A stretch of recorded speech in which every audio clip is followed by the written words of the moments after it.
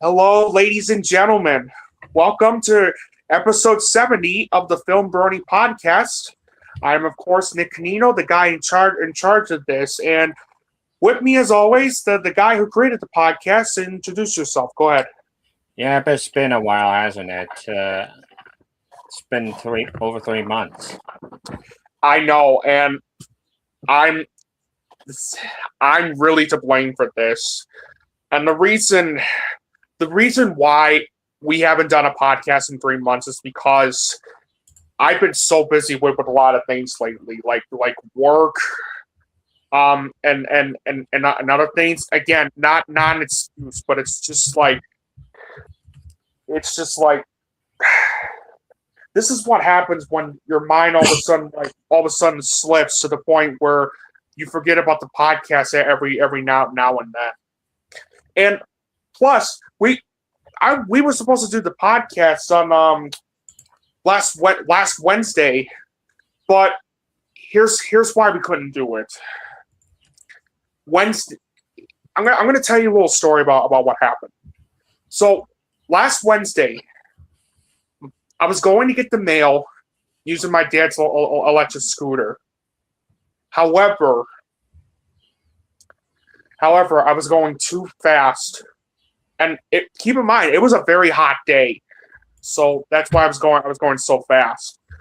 But yeah, it was a very hot day outside, which is why I was going so fast.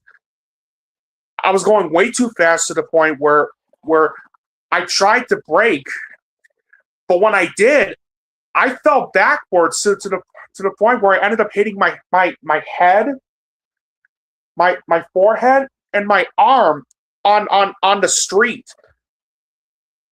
I had a few scrapes, and worst of all, I had a big lump on my forehead as a result of that fall.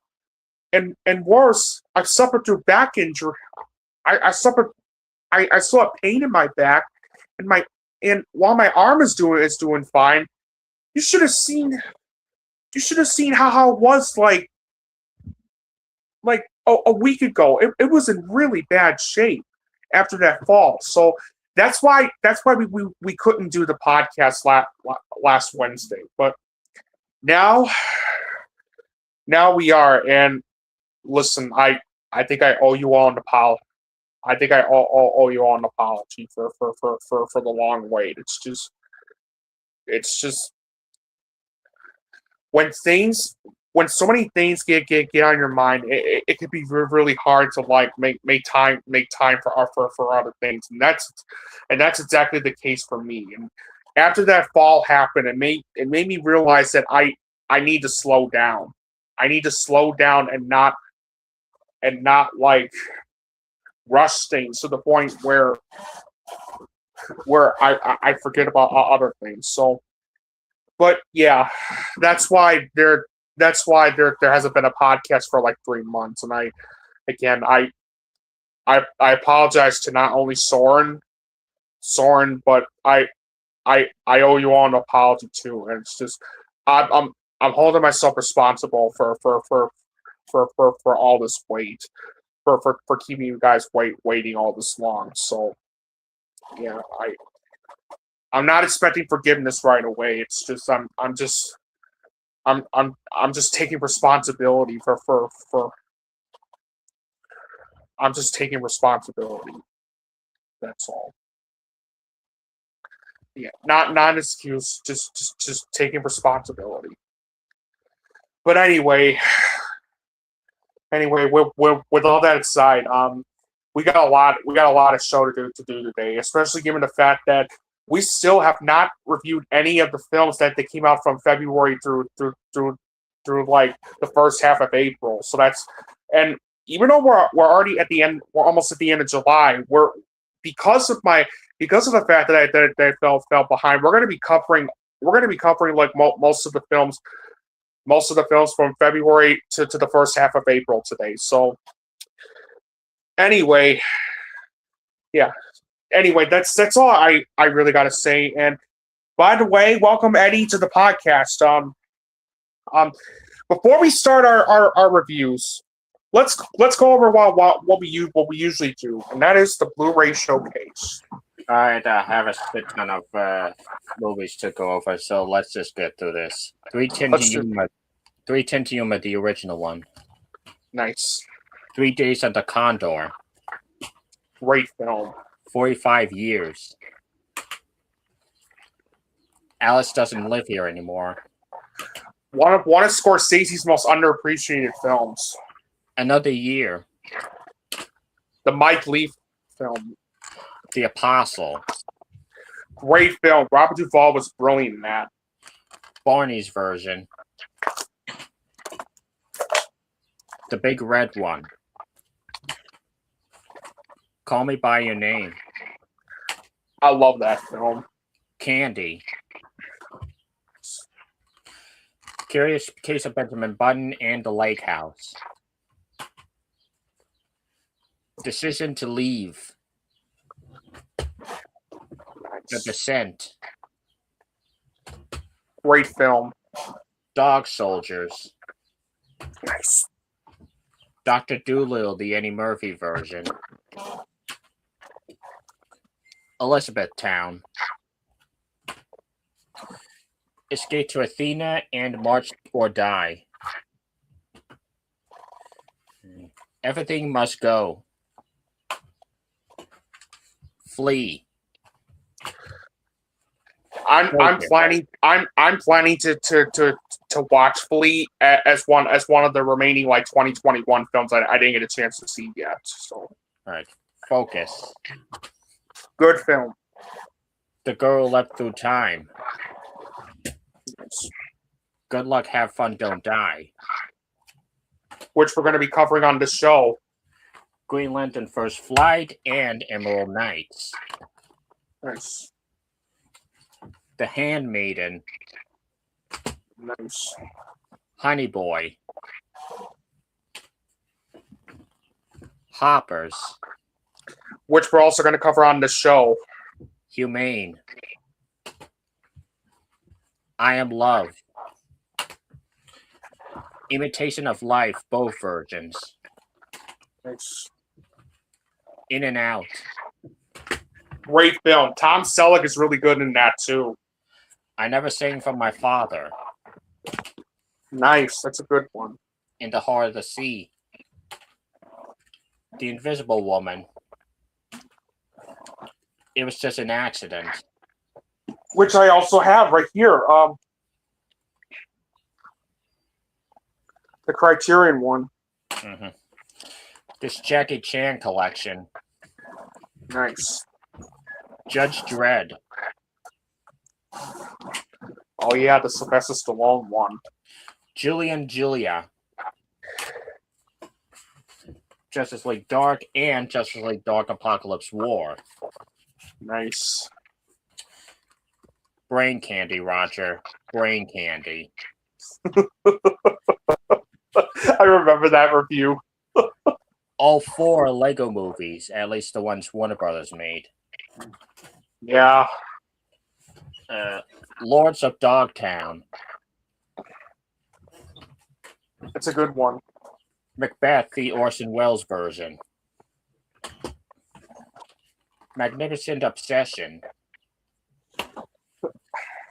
A Man Called Ove.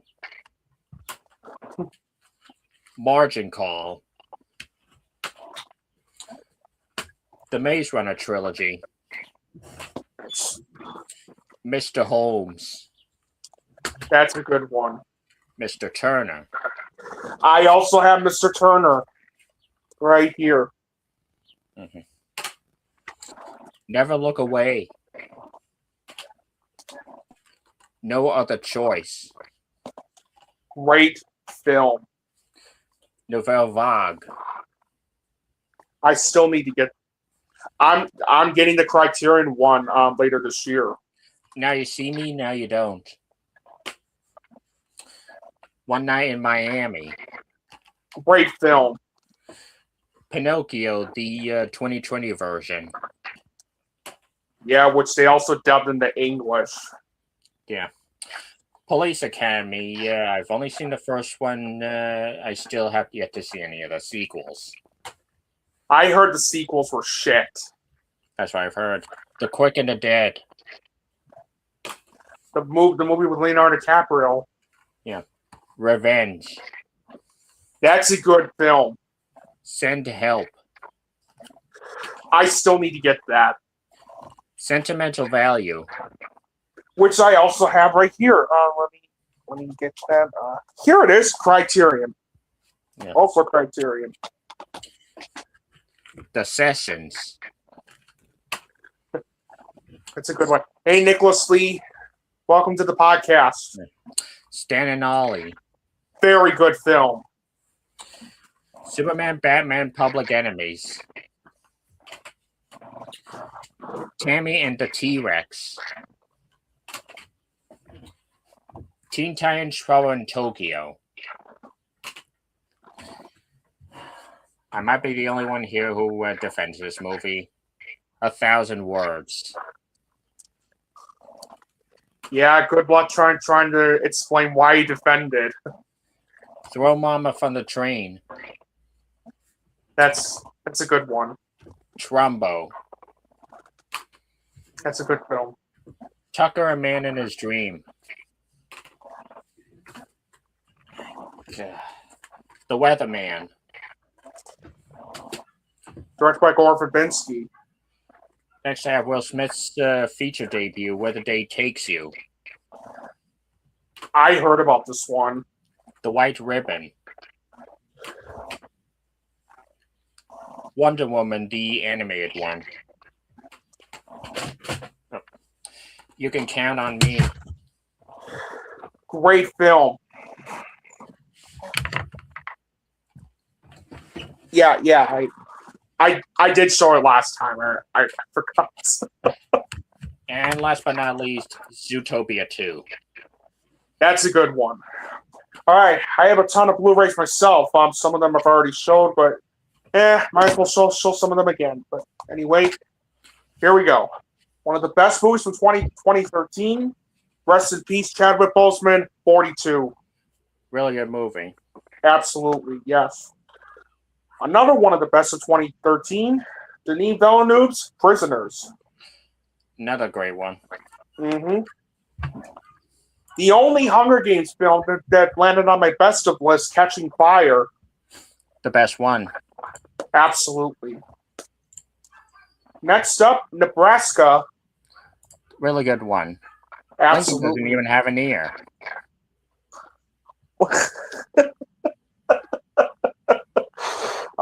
Next up, one of the best comedies of the 2010s, 22 Jump Street. Arguably better than the first one. Yep, I totally agree with that. Next, James Gunn's Guardians of the Galaxy. All three of them are classics. Yep. Soren mentioned this. I showed it, but I might as well show it one more time. Mike Leaf, Mr. Turner.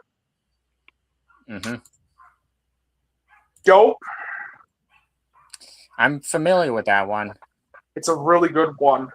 Really showcases life in the suburbs in California. It's really good.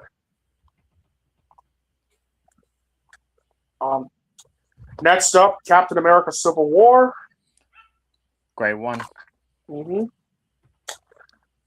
Next, a really overlooked film that should have made more money at the box office, The Nice Guys. Yeah, should have.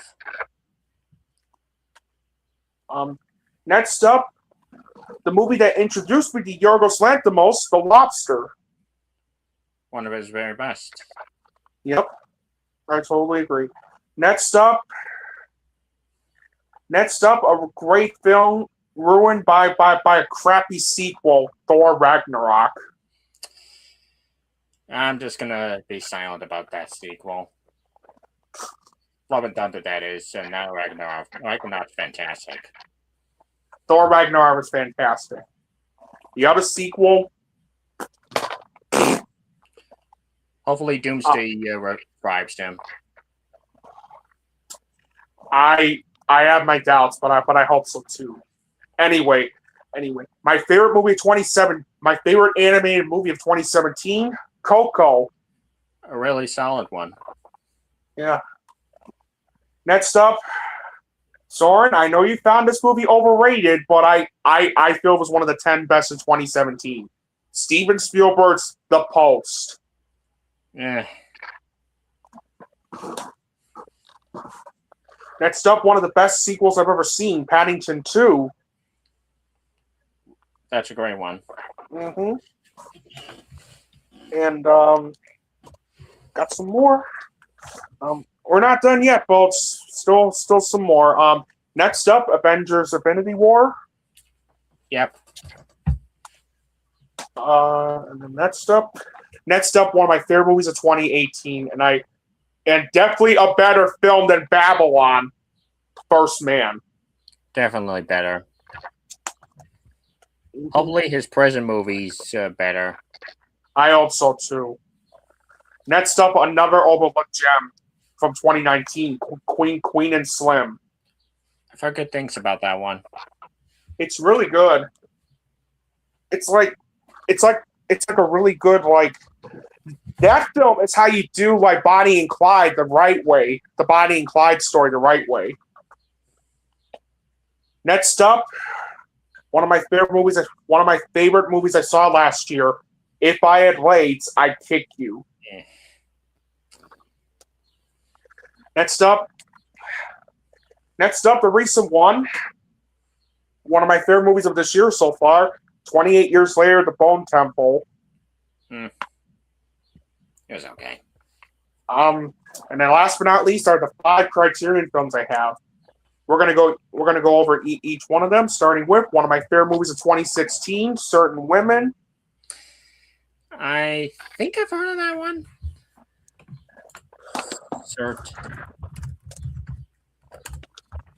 Next up, the Sofia Coppola classic, The Virgin Suicides. That's a good one. Mm-hmm. Next up, the Gus Van Sant classic, Drugstore Cowboy. I still need to see that one. It's in my to watch list. Great film.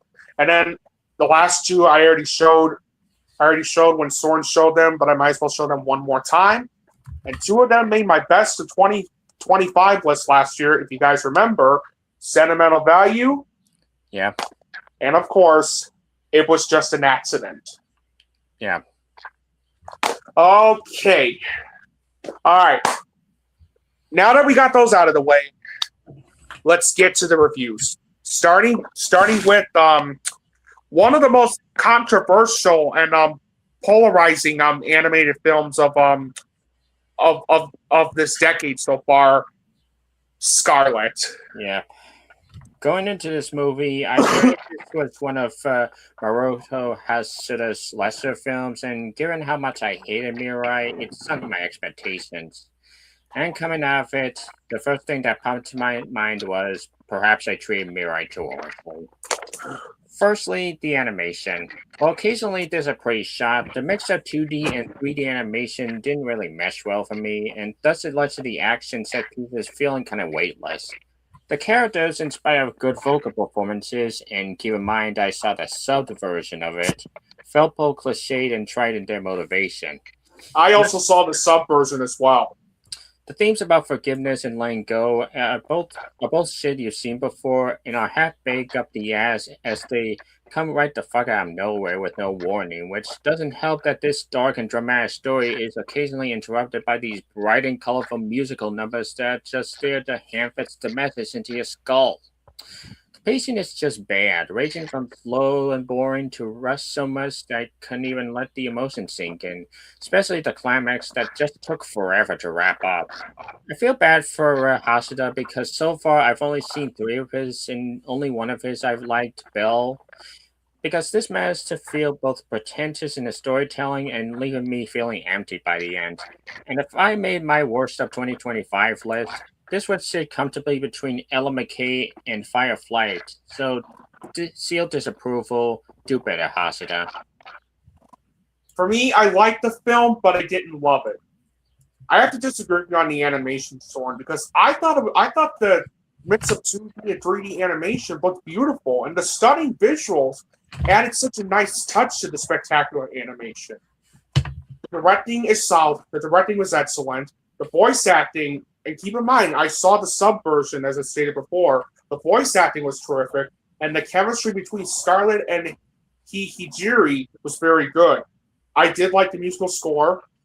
The editing was solid, and the fight sequences are absolutely spectacular, especially with how brilliantly animated they felt.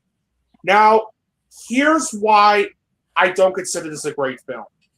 The story, while admirable for its ambition, was unfortunately an uneven mess. And while I said my positives that Hosoda's directing was excellent, I unfortunately cannot say the same for first screenplay. While it had good dialogue, the problem I had with the screenplay is how most of the side characters either felt underdeveloped or underutilized, and the themes of forgiveness and letting go of things felt really undercooked.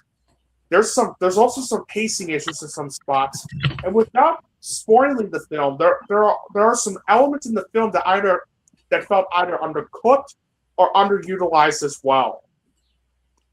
Overall, while it's unfortunately a step down from Hosoda's previous works due to its messy story as well as its undercooked themes and elements, I nevertheless found Scarlet to be a solid animated fantasy adventure that's worth checking out just for its spectacular animation and stunning visuals.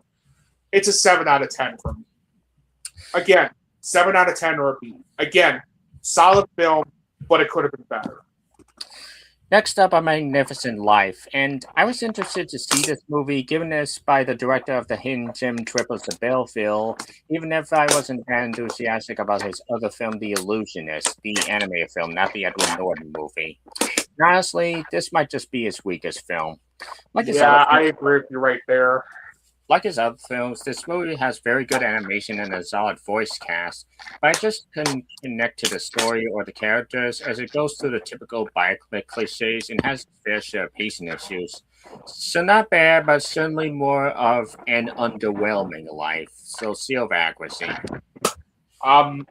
Yeah, I'm with you on this. It's his weakest movie so far. And I'll explain why once I finish talking about what I really like about it. First off, the animation in A Magnificent Life is spectacular. The way it was done in hand-drawn animation is nothing short of astounding. Whether it's the art direction, the backgrounds, or the design. So Sylvain Chomet once again does a very good job with the way he directed the film. The musical score was very good, and the same could be said with the editing and the way it translated some scenes and the way it ended, I thought was pretty satisfying. Now, with that being said, here's why I consider A Magnificent Life his weakest film. First off, I admittedly wasn't as hooked to the story as much as I hoped I would. And that's mainly because by cramming in and speed running, you know what, let me rephrase what I just said one more time. Let me explain one more time. I admittedly wasn't as hooked to the story as much as I hoped it would.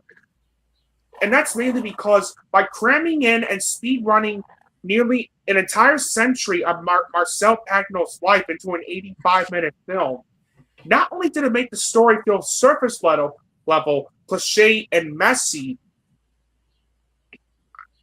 but it also made the pacing very breakneck and rushed. I was a little disappointed with Sylvain Chomet's writing since it tries to say a lot with the themes involving aging, memory, and legacy that sadly never came to fruition due to how rushed it felt. And let me just say this right now. I saw the English dub version of the film, and let me tell you, the studio's decision to dub this film into English was a very bad choice. Especially when there were some lines of dialogue the actors say that didn't even match up to the character's lips at all. Like, who thought that was a good idea?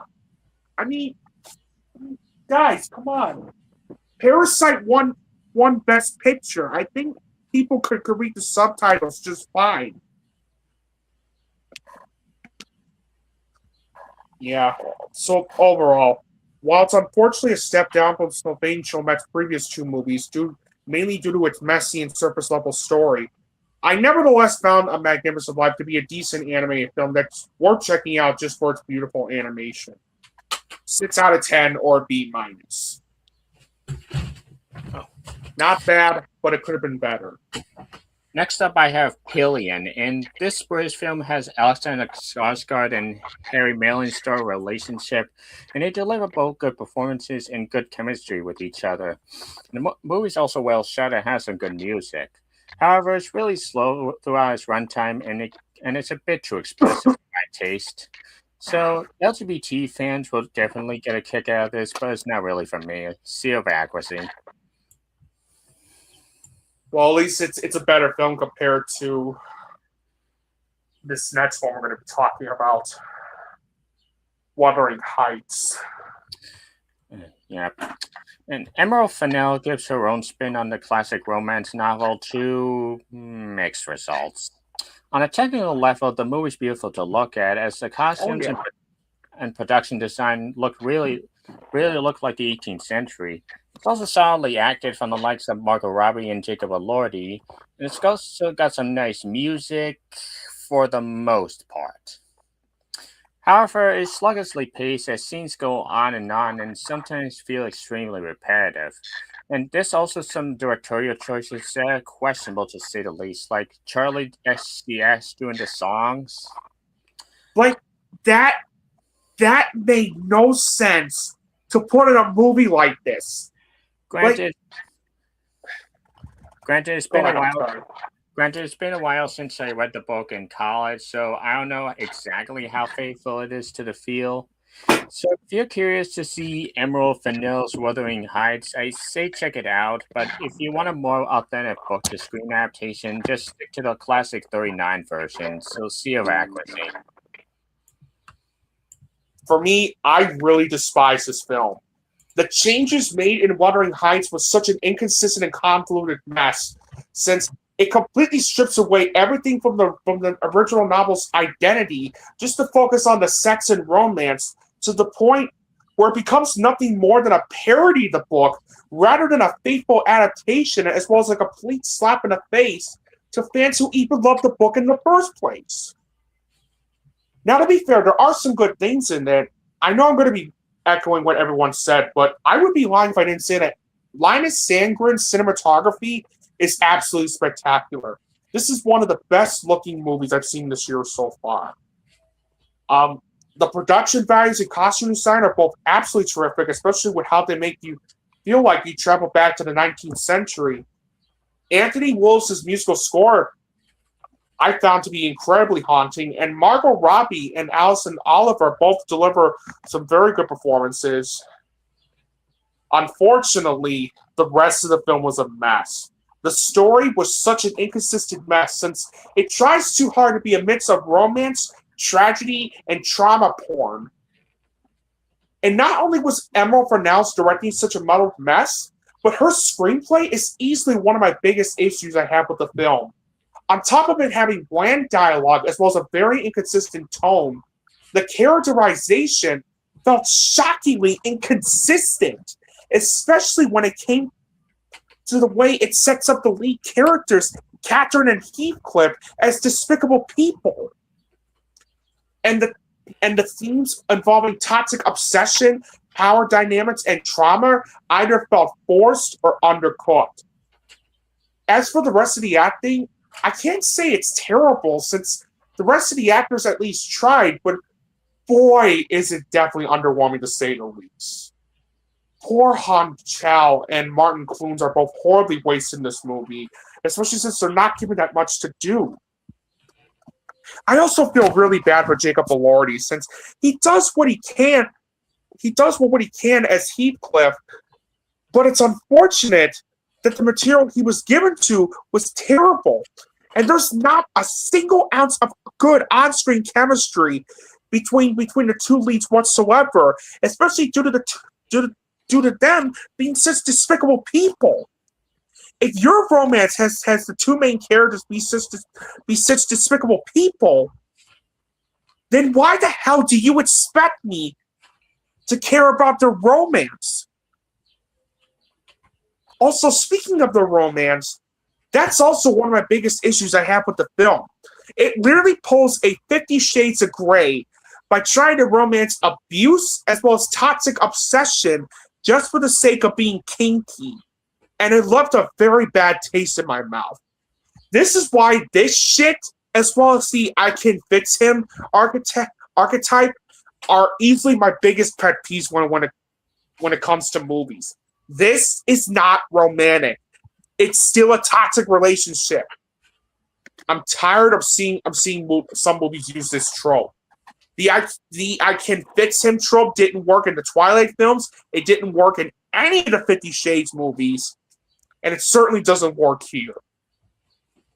It also didn't, and I agree with Søren that the use of original songs performed by Charlie at CCX feel so completely out of place to the point where it starts feeling more like an extended long music video than a theatrical film. It's also clumsily edited. The pacing was a meandering mess, and the way it ended felt so underwhelming.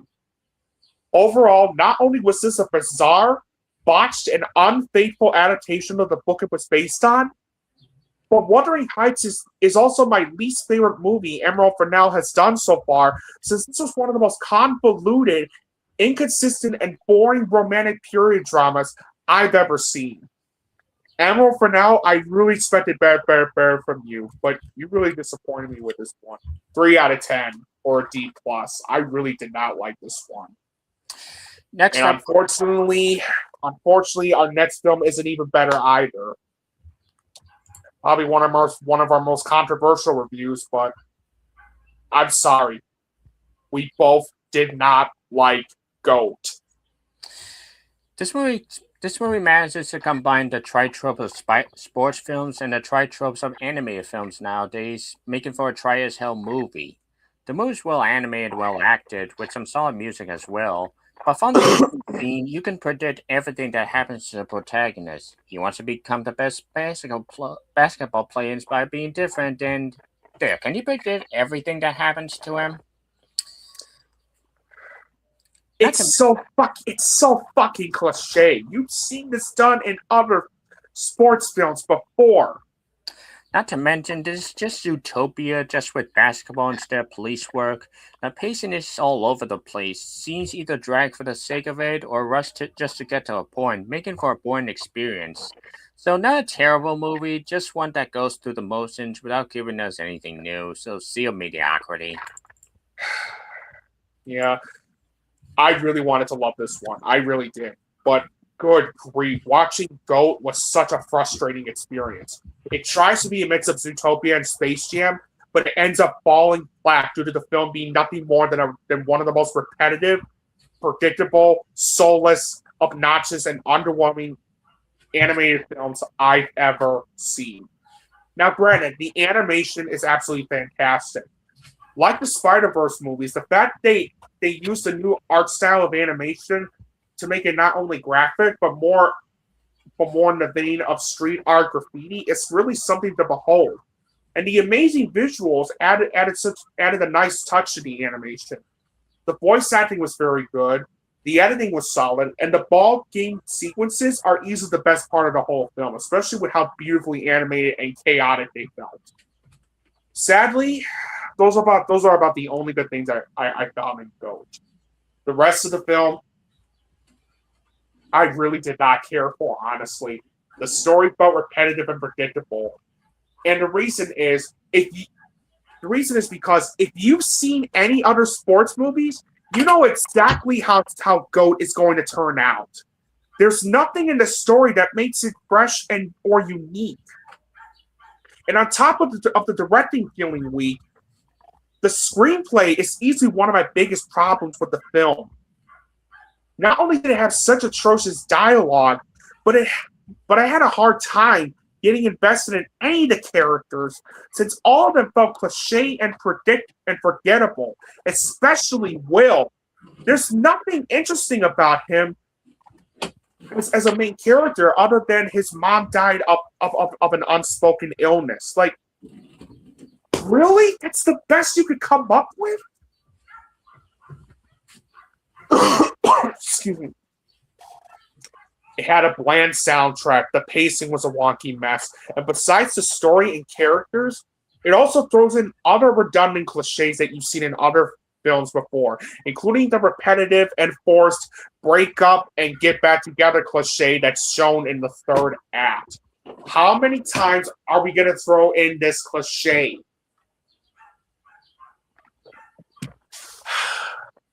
And do you love characters having an obnoxious sugar rush energy? No. Well, too bad, because that's literally most of the humor throughout the film. And not only that, but it also shares some fart jokes as well as some cringy internet humor by having not only memes, but also Jet roasting main attraction by calling him My Little Pony. Like, just why? As well as this and if that's not bad enough, there's also this obnoxious and outdated gag involving screaming goats. Yeah, like Thor: Love and Thunder didn't milk that joke. Let's milk it again here. Just seriously, guys. The screaming goats are so 2010s. This is 2026. Stop it. And what also bothered me about Goat was how it also shoehorns in some product placement involving Under Armour, Mercedes-Benz, and Mattel's Uno. Like, and the dream big message falls very flat as a result of the film's bland execution. So overall, is GOAT one of the worst animated films I've ever seen? No. But do I feel it's one of Sony Pictures Animation's weaker films? Unfortunately, yes. Not only is GOAT cliched and predictable in terms of its story, but it's also one of the most frustratingly soulless and underwhelming animated films I've ever seen. And you know what? Before we move on to the next film, let me just say this right now. To the animation community, stop trying to weaponize Sony films against other studios. It's pathetic. It's getting pathetic. Yes, I love the Spider-Verse movies and the Mitchells versus the Machines, but again, Sony Pictures Animation is not a perfect studio, guys. Just look at like 60% of the pre-Spider-Verse movies. Exactly. They're not perfect. Stop trying to pretend they are. Yeah, 4 out of 10 or C minus. Honestly, between this and the overrated K-pop Demon Hunters, I'm just waiting for the third Spider-Verse film to come out. Yeah. Next up, Crime 101. And I was originally not going to see this movie since it looked generic, but since I decided to do a Chris Hemsworth ranking for the popcorn panel, I figured why not get this out of the way. Turns out it was basically a dollar store version of Heat. I liked it from the likes of Chris Hemsworth, Mark Ruffalo, and Halle Berry, and it's got some nice cinematography, solid music, and fun heist sequences here and there. But the characters I didn't find super interesting, especially with it being nearly 2.5 hours. Stories all you've seen before in crime films like this. And honestly, like the Rip last episode, you can take it or leave it depending on if you're a hardcore crime film fan. It's just not something I'd watch again, so Sea of Accuracy. For me, it's good, but not great. The acting was terrific. Chris Hemsworth, Mark Ruffalo, and Barry Keoghan are all brilliant in the film, while Halle Berry delivers what is quite possibly one of her better performances I've seen in years as an insurance broker named Sharon Combs. Monica Barbero, Corey Hawkins, Jennifer Jason Leigh, and Nick Nolte, although Lee and Nolte are not in it that much, also turned in some very good performances as well. Barton Layton's directing was very good, and the screenplay was mainly, and his screenplay was pretty good too, especially due to how sharp and well written the dialogue felt. The musical, I also dug the hell out of the musical score by Black Mass, since it definitely fits the tone of the film. The cinematography and editing are both excellent, and although there's not a lot of it in the film, the action and chase sequences are very well done. especially with the amount of tension and stake they bring, and the way it ended was pretty satisfying too. So why didn't I love this film? Well, here's why it falls short from being a great heist thriller. I admittedly found the story to be uneven at times, especially since there's a romantic subplot involving Chris Hemsworth and Monica Barbera's character they threw in that I felt was unnecessary, especially due to it being an afterthought. There were also a couple of supporting characters that did feel underutilized. And it was also 20 minutes too long, especially since there were some scenes that did drag the film down a bit, and it does suffer through some pacing issues as a result of this. And it does have its share of cliches that you've seen in other crime thrillers before as well. So overall, while it falls short from being one of the best crime thrillers I've ever seen due to its uneven story and familiarity, I nevertheless found Crime 101 to be a solid, well-acted and entertaining crime thriller that does its job well, serving as a throwback to those 90s crime thrillers set in LA. Again, good, but not great. 7 out of 10 or a B. Next, we have Good Luck, Have Fun, Don't Die. And Gore Verbinski's concept of a weapons meets Terminator with its own weird spin leads to a fun as hell film. There's some solid performances, especially Sam Rockwell. The direction is also solid with the cinematography, effects, and music. And screenplay is both funny and surprisingly emotional at times. However, the pacing can be a bit slow at times, and the second half isn't nearly as interesting as the first, and I didn't care for the very ending, but I won't spoil it here. Nonetheless, a decent film to both entertain sci-fi fans and give the finger to the current AI trend. Seal of approval. For me, this is one of the better movies I've seen this year, and Gore Verbinski, and one of the better movies Gore Verbinski has done. The story felt well structured and engaging, especially with the way it handles some of the flashback sequences. And on top of the film being very well directed by Gore Verbinski, I also found Matthew Robinson's screenplay to be very well written and clever. Not only due to its sharp dialogue and excellent characterization, but with how it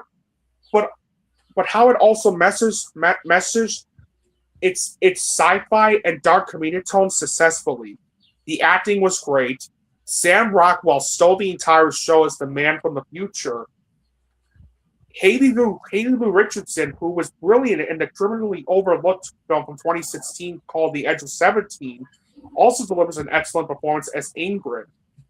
Michael Pena, Zazie Beetz, and Juno Temple are also great in the film as well. And on top of the musical score being very good, the cinematography was terrific. It's very well edited. And when it came to the film's dark humor, oh boy, it actually works because of how twisted and clever it felt. Especially this one storyline involving Juno Temple's character, no spoilers by the way, that actually had me laughing so hard because of how messed up it felt. Like, my God. There's also a twist reveal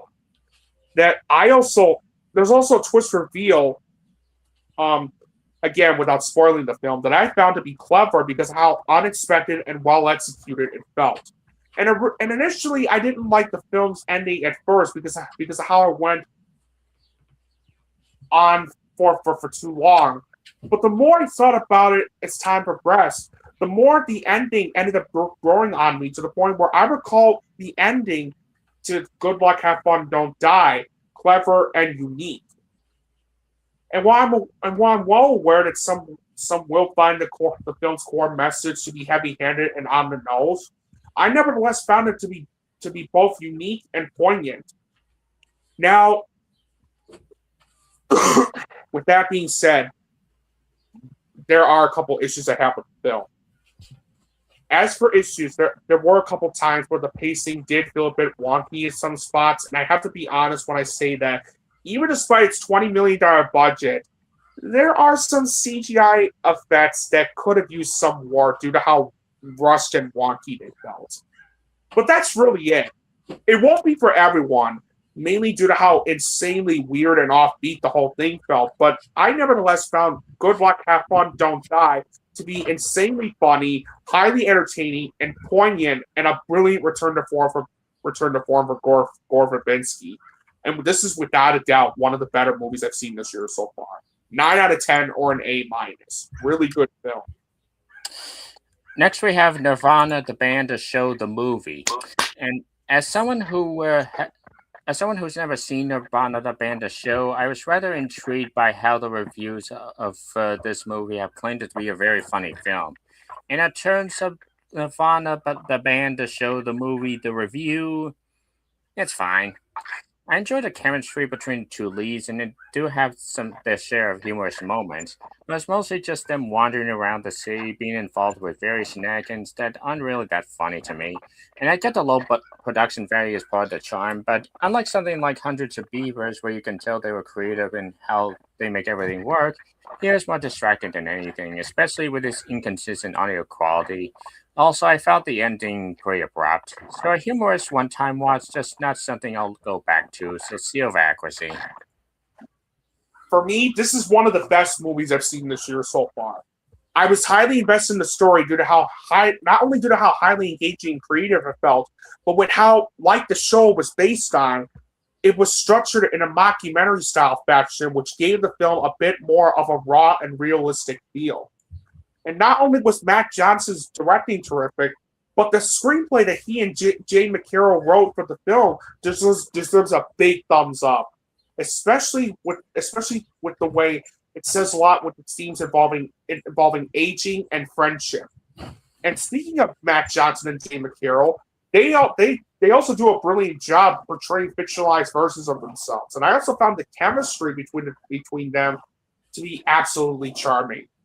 The soundtrack and cinematography are both very good. The pacing was great, and words can't even begin to describe how much I was laughing so hard at the film's comedy. Like 99% of the jokes landed so well when it came to the film's physical comedy, especially due to it involving a lot of situational hijinks the main leads get themselves into, whether it's real life stunts or public parts, which blur the line between what was real and what was staged. But one thing that blew my mind, without giving anything away, were the time traveling aspects of the film.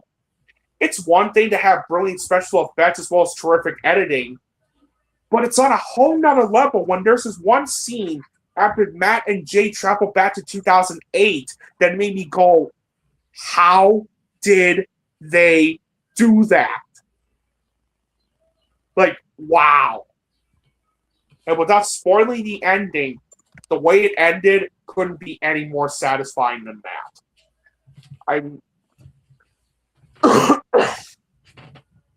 Yeah, overall, this is why I really loved Nirvana, the band, the show, the movie.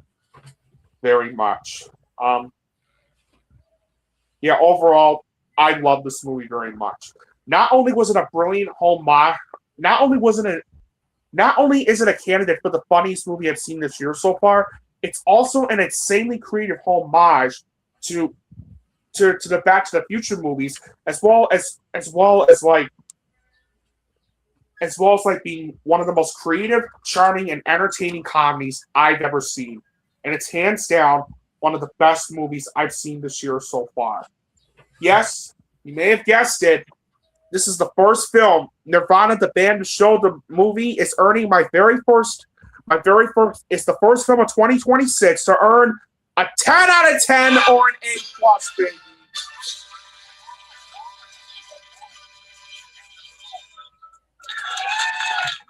I highly recommend it. It's one of the best movies I've seen this year so far. Check it out. Now we go from one of the best movies of the year to one of the worst movies I've seen this year so far. Psycho Killer. Oh boy. I have to talk about this. So, Psycho Killer follows a motorway patrol officer played by Georgina Campbell, who sets out to find the man responsible for the brutal murder of her husband. Her quest leads her to a sadistic serial killer played by James Preston Rogers, whose mental depravity and sinister agenda is more twisted than anyone could have ever imagined. This is yet another film I didn't know what to expect going in, despite Georgina Campbell, fresh off her brilliant performance she gave in Barbarian, was in it, as well as the fact it was from the writer of Seven. And despite the warning signs on the film being poorly received by both critics and audiences alike after it came out, as well as the studios providing very little marketing for the film, as well as not being screened for critics prior to its release, I nevertheless went in with an open mind and checked the film out regardless. And I wish I skip out on. Yeah, despite those warning signs, I wanted to check it out. I gave it a chance and checked it out. This was a big mistake because this was bad. Like, good grief, this was so bad. This is one of the worst movies I've seen this year so far. I'm not kidding when I say that Psycho Killer is one of the most boring horror films I've ever seen. This is one of those movies where almost nothing happens throughout the film. And even despite it having an interesting concept, it unfortunately gets floundered in cliches.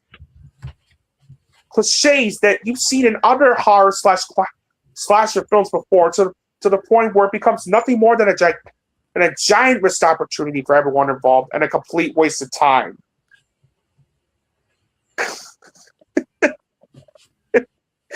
Yeah, really, Søren. Yeah, really. The only redeeming things I found in Psycho Killer were that Georgina Campbell is the only actress that gives out a very good performance, and the film is very well shot, too. Unfortunately, that's where my positives with the film end. There are so many things wrong with this movie that I don't know where to start. Well, let's talk about the story. Yeah, right. What story is there to talk about? Especially when it's a sloppy mess. It's poorly directed, and to say Andrew Kevin Walker's screenplay is lackluster as hell would be an understatement. On top of it having bland dialogue, you don't care about any of the characters whatsoever, since all of them feel paper thin and one-dimensional, and there's nothing to the Psycho Killer whatsoever other than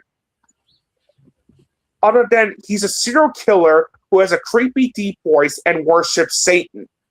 That's it. Nothing else. The rest of the acting was weak. I know I'm probably going to be in the minority on this, but I found James Preston Rogers' performance as a satanic slasher to be laughably bad. And poor Malcolm McDowell is horribly wasted in this movie since he's not given that much to do. And on top of the bland musical score, and the film being clumsily edited and the pacing being such a meandering mess, it's riddled with cliches that you've seen in other horror films before. And speaking of Psycho Killer, and speaking of horror, is Psycho Killer scary? No, absolutely not.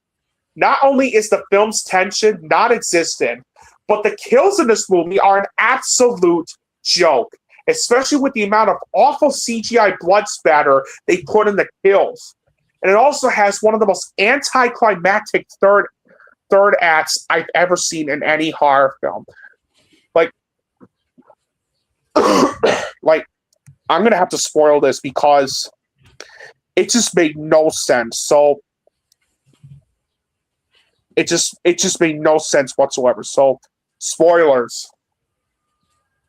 So basically, the Psycho Killer's plan was to cause a nuclear meltdown at the 3 Mile Island plant near Harrisburg, Pennsylvania, in order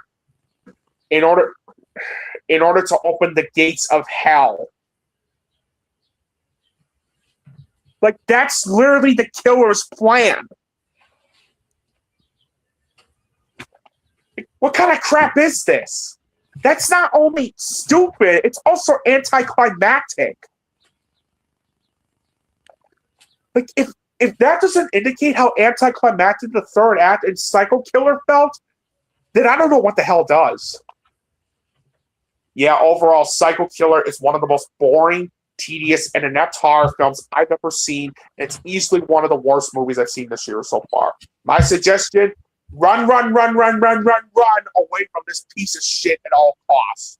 1 out of 10 or a D-. Don't waste your time with this one. Just skip it. Next up, How to Make a Killing. And after I was impressed by Emily the Criminal, I was hoping John Pattinson's film would be a worthy spiritual successor, especially Glenn Powell headlining it. But I was just severely underwhelmed by it. The movie's very well acted, especially from Powell and Ed Harris, and it's competently directed, and the actual killings are fun to watch. But other than that, it's just a diet version of last year's No Other Choice, just with characters that aren't nearly as compelling or in-depth. The story's also kind of boring to sit through, and the third act especially took way too long to wrap up. Therefore, I can only recommend this to hardcore Glenn Powell fans. Otherwise, just watch No Other Choice again, and you'll get your feel. Still mediocrity. Yeah, I'm with you on this one, Soren. Given how much I loved Emily the Criminal, I really was looking forward to seeing how John Patton Ford was gonna do with How to Make a Killing. And after seeing this movie, if I had words to describe my experience watching How to Make a Killing, it would be in these following words: dull, uneven, and disappointingly underwhelming. Now, to be fair, there are some good things in it. John Patton Ford once again does a very good job with the way he directed the film. The acting was very good. Glenn Powell once again delivers such a great performance as Beckett Redfellow. Margaret Qualley, Jessica Henwick, Bill Camp, Zach Woods, Topher Grace, and Ed Harris, although not in it that much, are also very good in the film as well. It's got a solid soundtrack and great cinematography. Unfortunately, that's about the only positives I have with the film because, boys, the rest of the film's such a mess. The story tried to be a mix of Scott Pilgrim and No Other Choice with its Eat the Rich concept, while throwing in a romance subplot between Beckett and Ruth. But it didn't work, mainly due to its concept being something I've seen done in other films before, including last year's No Other Choice. And the romance subplot felt pointless. And while I said my positives that John Patton Ford's directing was good, his screenplay, not so much. Despite it having solid dialogue, there are so many issues I have with the writing. The first being that I had a hard time getting invested in the characters, since most of them, minus Glenn Powell and Jessica Henwick's characters, felt paper thin and shallow. Second, the tone felt very inconsistent with what it's trying to be. Did it want to be a dark comedy? Did it want to be a thriller? We don't know because the movie never bothers to even pick one. Now, as I stated before in the past, I don't have a problem with movies combining different types of tones together, but they need to feel balanced. They need to feel both balanced and consistent. The tone in How to Make a Killing felt so inconsistent and unbalanced that it leaves you confused on what it wants to be. And finally, the themes and topics it's trying to explore involving greed, class advantage, corruption, and resentment all felt so undercooked. There are some editing choices the film makes that came across as being uneven at times. And don't even get me started on the film's pacing. The pacing was such a meandering mess, especially in the middle, that I ended up getting so bored watching this. It's also very predictable, especially when it came to not only the kills, even despite how creative they felt, and its twist reveal, but the way it ended not only felt rushed, but also underwhelming, to say the least. So, yeah, overall, while Glenn Powell is a lot of fun to watch, and there are some entertaining moments here and there, I sadly found How to Make a Killing to be an uneven and disjointed mess. Unless you're a huge fan of Glenn Powell, I can't recommend this one. 4 out of 10 or C-. And the next one's not much better, Midwinter Break. And this This is just another midlife crisis movie that neither tells us anything new about the topic, nor does it make the two main characters all that interesting. Granted, it's competently directed with some nice cinematography and music, and the two leads are good, but it's not just not enough for me to give a high recommendation. I guess you can watch it if you want, but only as a one-time rental. Still mediocrity. Yeah, it's okay. I found the film to be okay overall.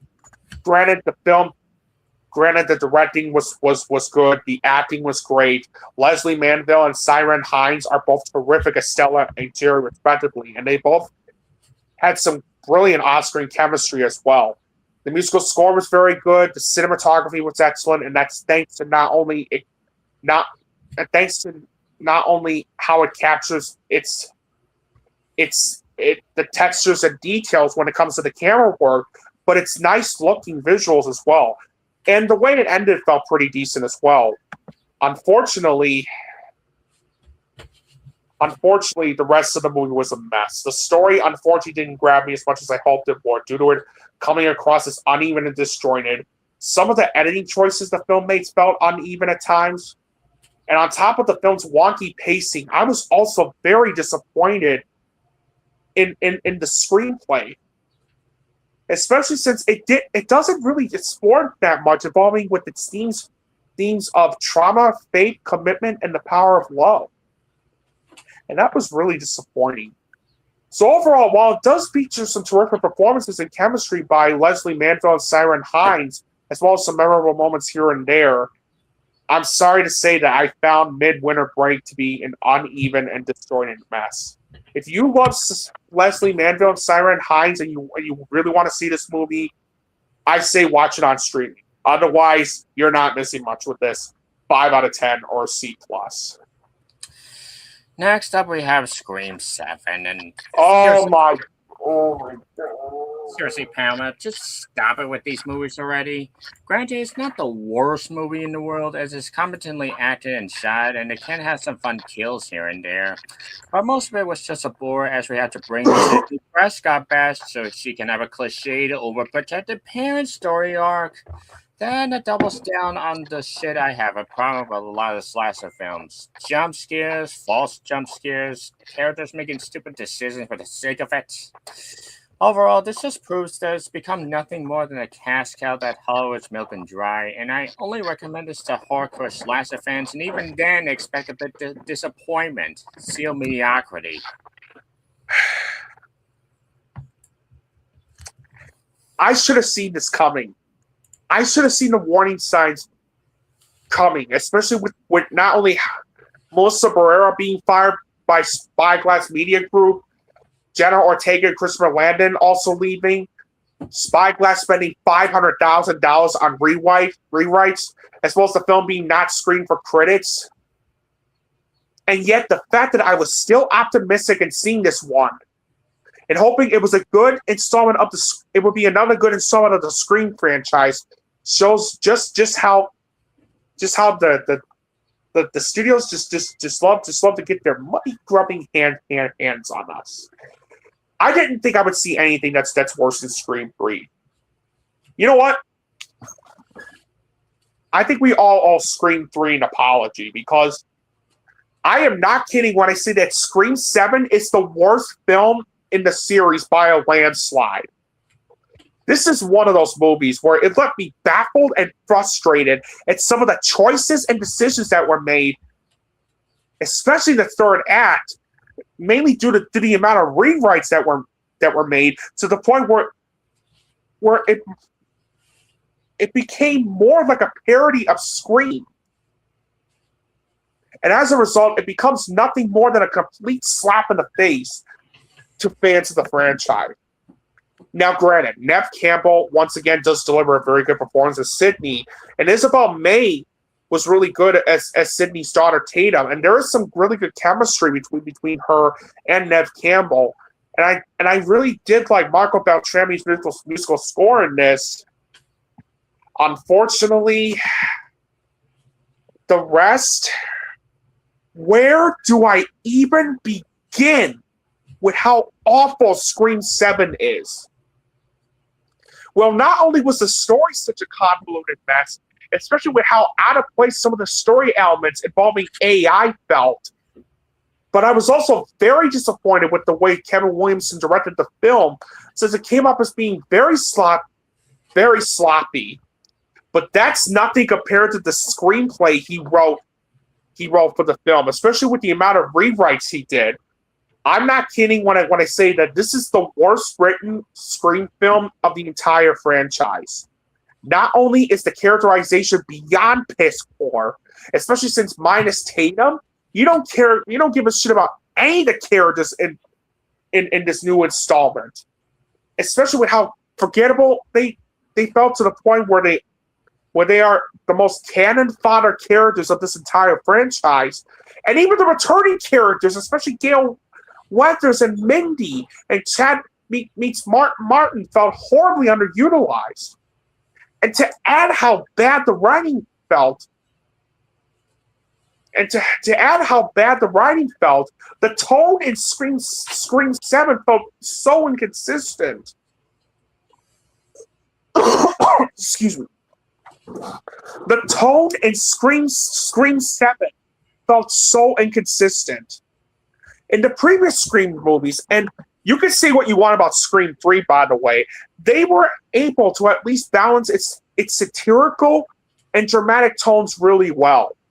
But in Scream 7, the tone felt so inconsistent with the way it was even struggling with its two tones I just mentioned, that you can't help but think it was having an identity crisis. The rest of the acting, while not terrible, aside from that one actress, and I'm going to mention later, wasn't that great. Joe McHale, Jasmine Savoy Brown, Mason Gooding, McKenna Grace, Celeste O'Connor, Matthew Lillard, and Courtney Cox all feel horribly wasted in this movie, especially since they're not given that much to do in the film. Not to mention that the cinematography in Scream 7 is one of the absolute worst of 2026 so far, especially with how poorly lit it felt. Most of the time, it's shot in a style that is so dark that I couldn't even tell what the hell was even going on, especially when it came to either the action or the kills that were shown. And speaking of the kills, my God, talk about a massive downgrade compared to its predecessors. The kills in Scream 7 are so ridiculously over the top and poorly done that it looks like something that's more out of a fucking slapstick cartoon rather than a slasher film. The pacing was a meandering mess, and not only is the film so clumsily edited, but there are 4 big issues I have with the film. Number 1, since this is also a horror film, is it scary? Absolutely not. Not only is the tension in Scream 7 non-existent, especially when you don't give a rat's ass about any of the characters in this movie, but this movie also throws in some false alarm jump scares added into the mix. Guys, how many fucking times do I have to keep saying this again and again? False alarm jump scares are not scary. They are annoying. Stop it. Stop it with that.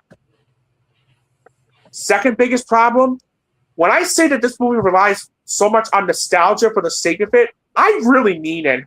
Especially with the amount of callbacks and Easter egg moments that are thrown in the film for no rhyme or reason other than for the sake of nostalgia, to the point where it's basically nothing more than a supersized version of Memberberry soup.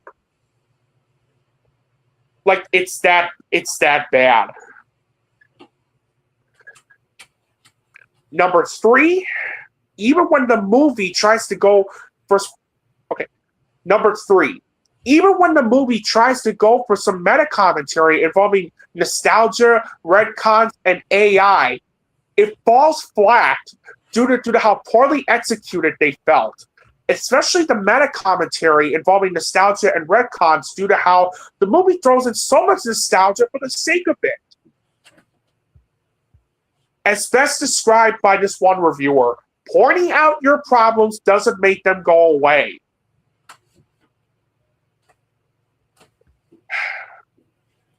And finally, number 4.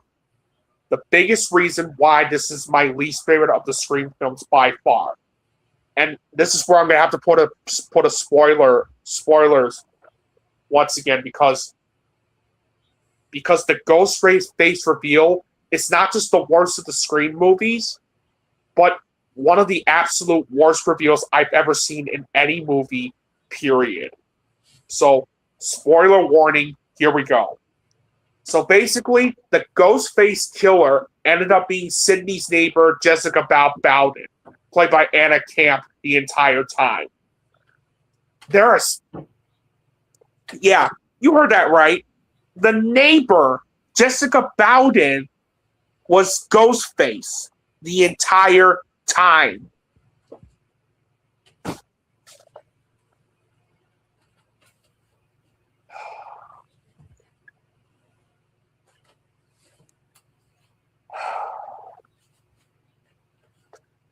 I have so many issues with this reveal.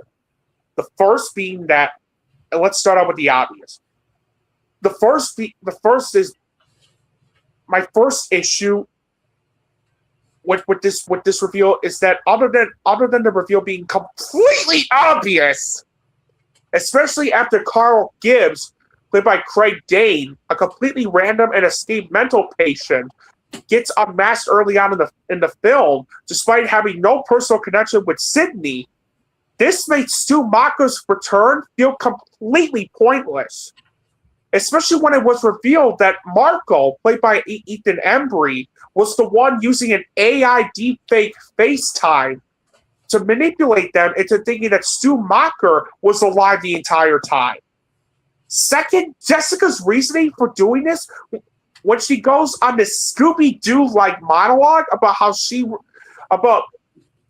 how after she read Sidney's autobiography, she came to the conclusion that Sidney succeeded because she killed those who tormented her, prompting Jessica to murder her abusive husband, as well as her son Lucas, whom she considered very similar to her husband. Like, what? Like, it couldn't be any more idiotic than that. Like, oh my god. Like murder her abusive husband and son, who she considers very similar to her husband. Like, oh my god. Who does that?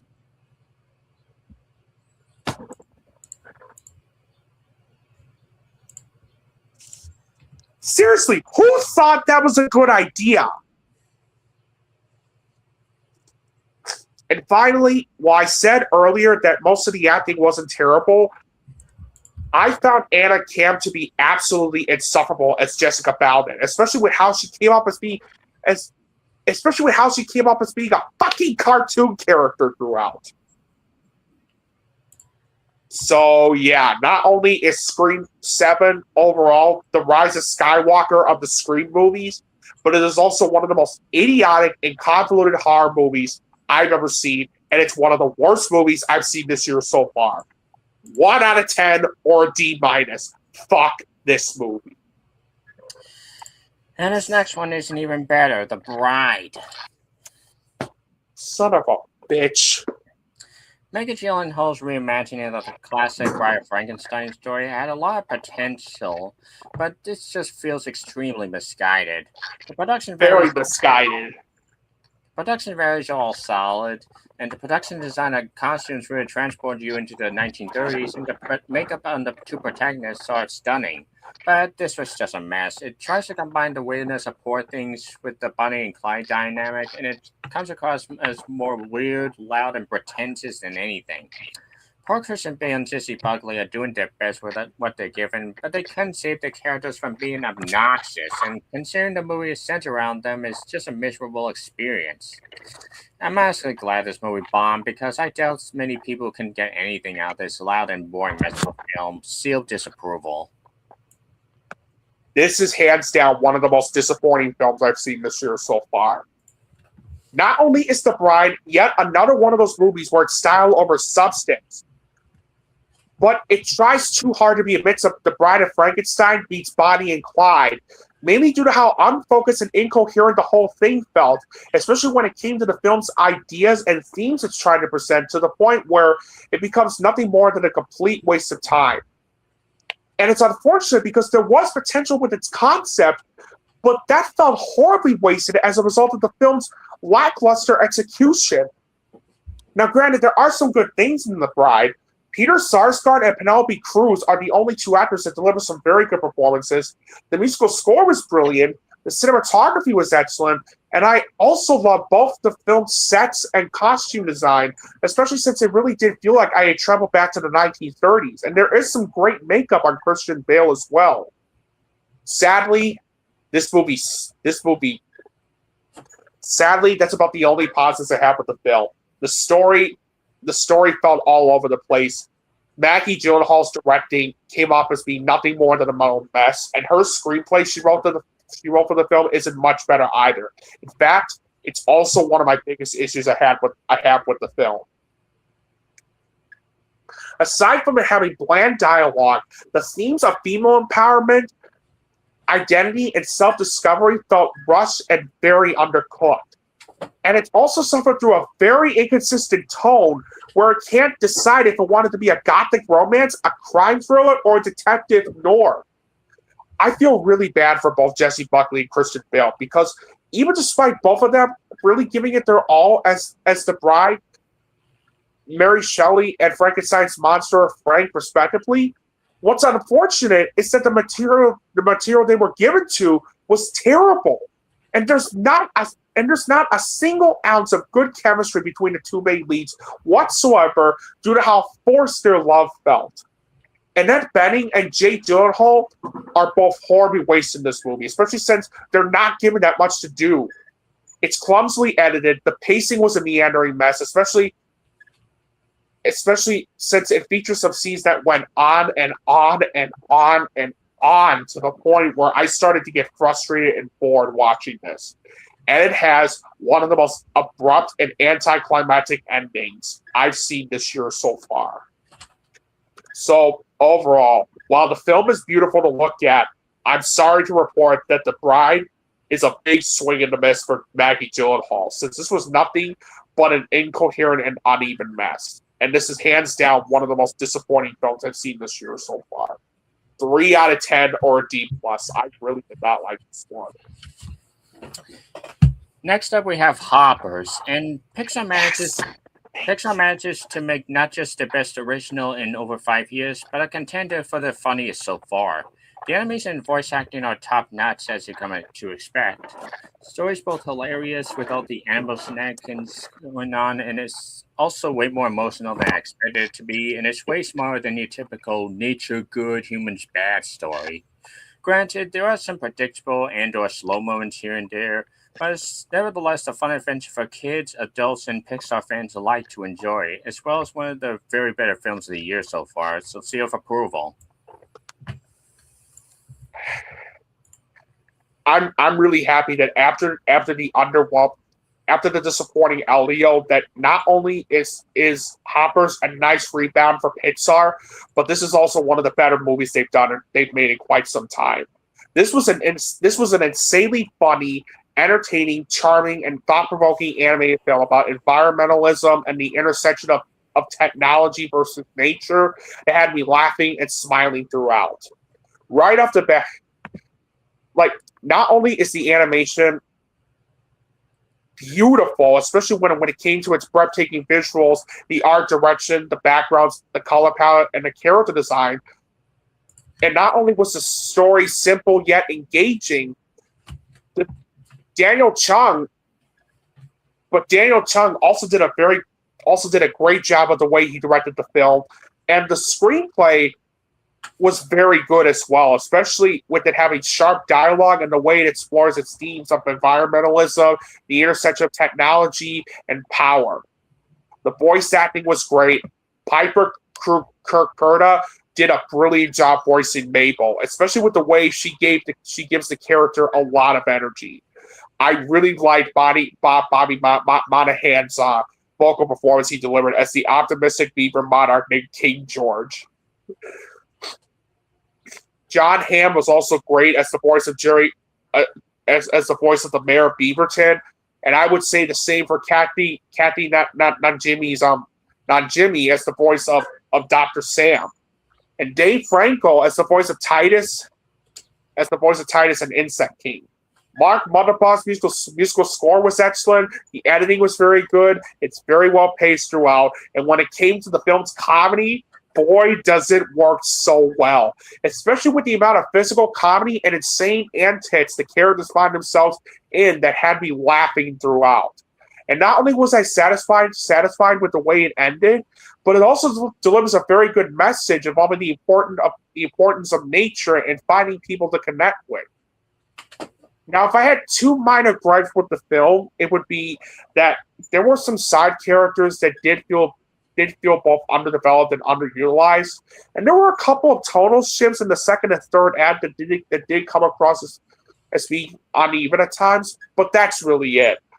Overall, I'm just, after a disappointing 2025, I'm just so happy that I found the first great animated film I've seen in a while. Hoppers is one of the funniest and most unique, entertaining, charming, and thought-provoking animated films Pixar has done, and it's one of the best movies I've seen this year so far. 9.5 out of 10 or an A. I love this film. This is easily a must-see. Now we're getting back to the bad stuff. Next movie I have, Reminders of Him. Reminders of Him. So, Reminders of Him is based on the 2022 novel by Colleen Hoover, where we follow Kenna, played by Mika Monroe, who is desperate to rebuild her life with the daughter she's never known, finds unexpected compassion with a secret romance with local bar owner Ledger, played by Tyree Winters. As danger develops for both of them, Kenna hopes to find a second chance amid unbearable heartbreak. I'm not the biggest fan of the movies based on Colleen Hoover's books, and this might be my least favorite. Yet this might be my least favorite one I've seen so far. I was absolutely dumbfounded at how unbelievably stupid Reminders of Him felt, to the point where, as of right, felt. Oh wait, I'm sorry. I was absolutely dumbfounded at how unbelievably stupid Reminders of Him felt. This is one of those movies where not only does it feel like it should have been a TV movie that you would find on either Hallmark or Lifetime, but it also tested my patience with how everybody acts like an idiot throughout, to the point where it ends up making the film's message involving forgiveness and redemption feel poorly executed. Now, yes, Mika Monroe does deliver a very good performance as Kenna. Bradley Whitford and Lauren Graham also deliver some solid performances. The little girl that played Kenna's daughter, Dean, was easily the biggest stand on the whole film. And it's got a decent soundtrack and great cinematography as well. But that's where my positives with the film end. That's where my positives with the film ends. Because, my God, this was bad. It's unbelievable how idiotically contrived the story felt. You know how Siskel and Ebert describes some movies where like if everyone wasn't acting like an idiot throughout, then the movie would be over, and how it doesn't even contain a single credible moment as a result of this, called the idiot plot. That's literally the plot of Reminders of Him in a nutshell. Like, everybody acts like an idiot. Everybody acts like an idiot throughout, and if one character makes a smart decision, then the movie's over. The writing is atrocious. especially with how the themes involving redemption and forgiveness feel poorly executed. Vanessa Caswell really tries her best, but her directing couldn't save her due to it being saddled from such a garbage script. The rest of the acting, while not terrible, was excuse me for a second. Excuse me.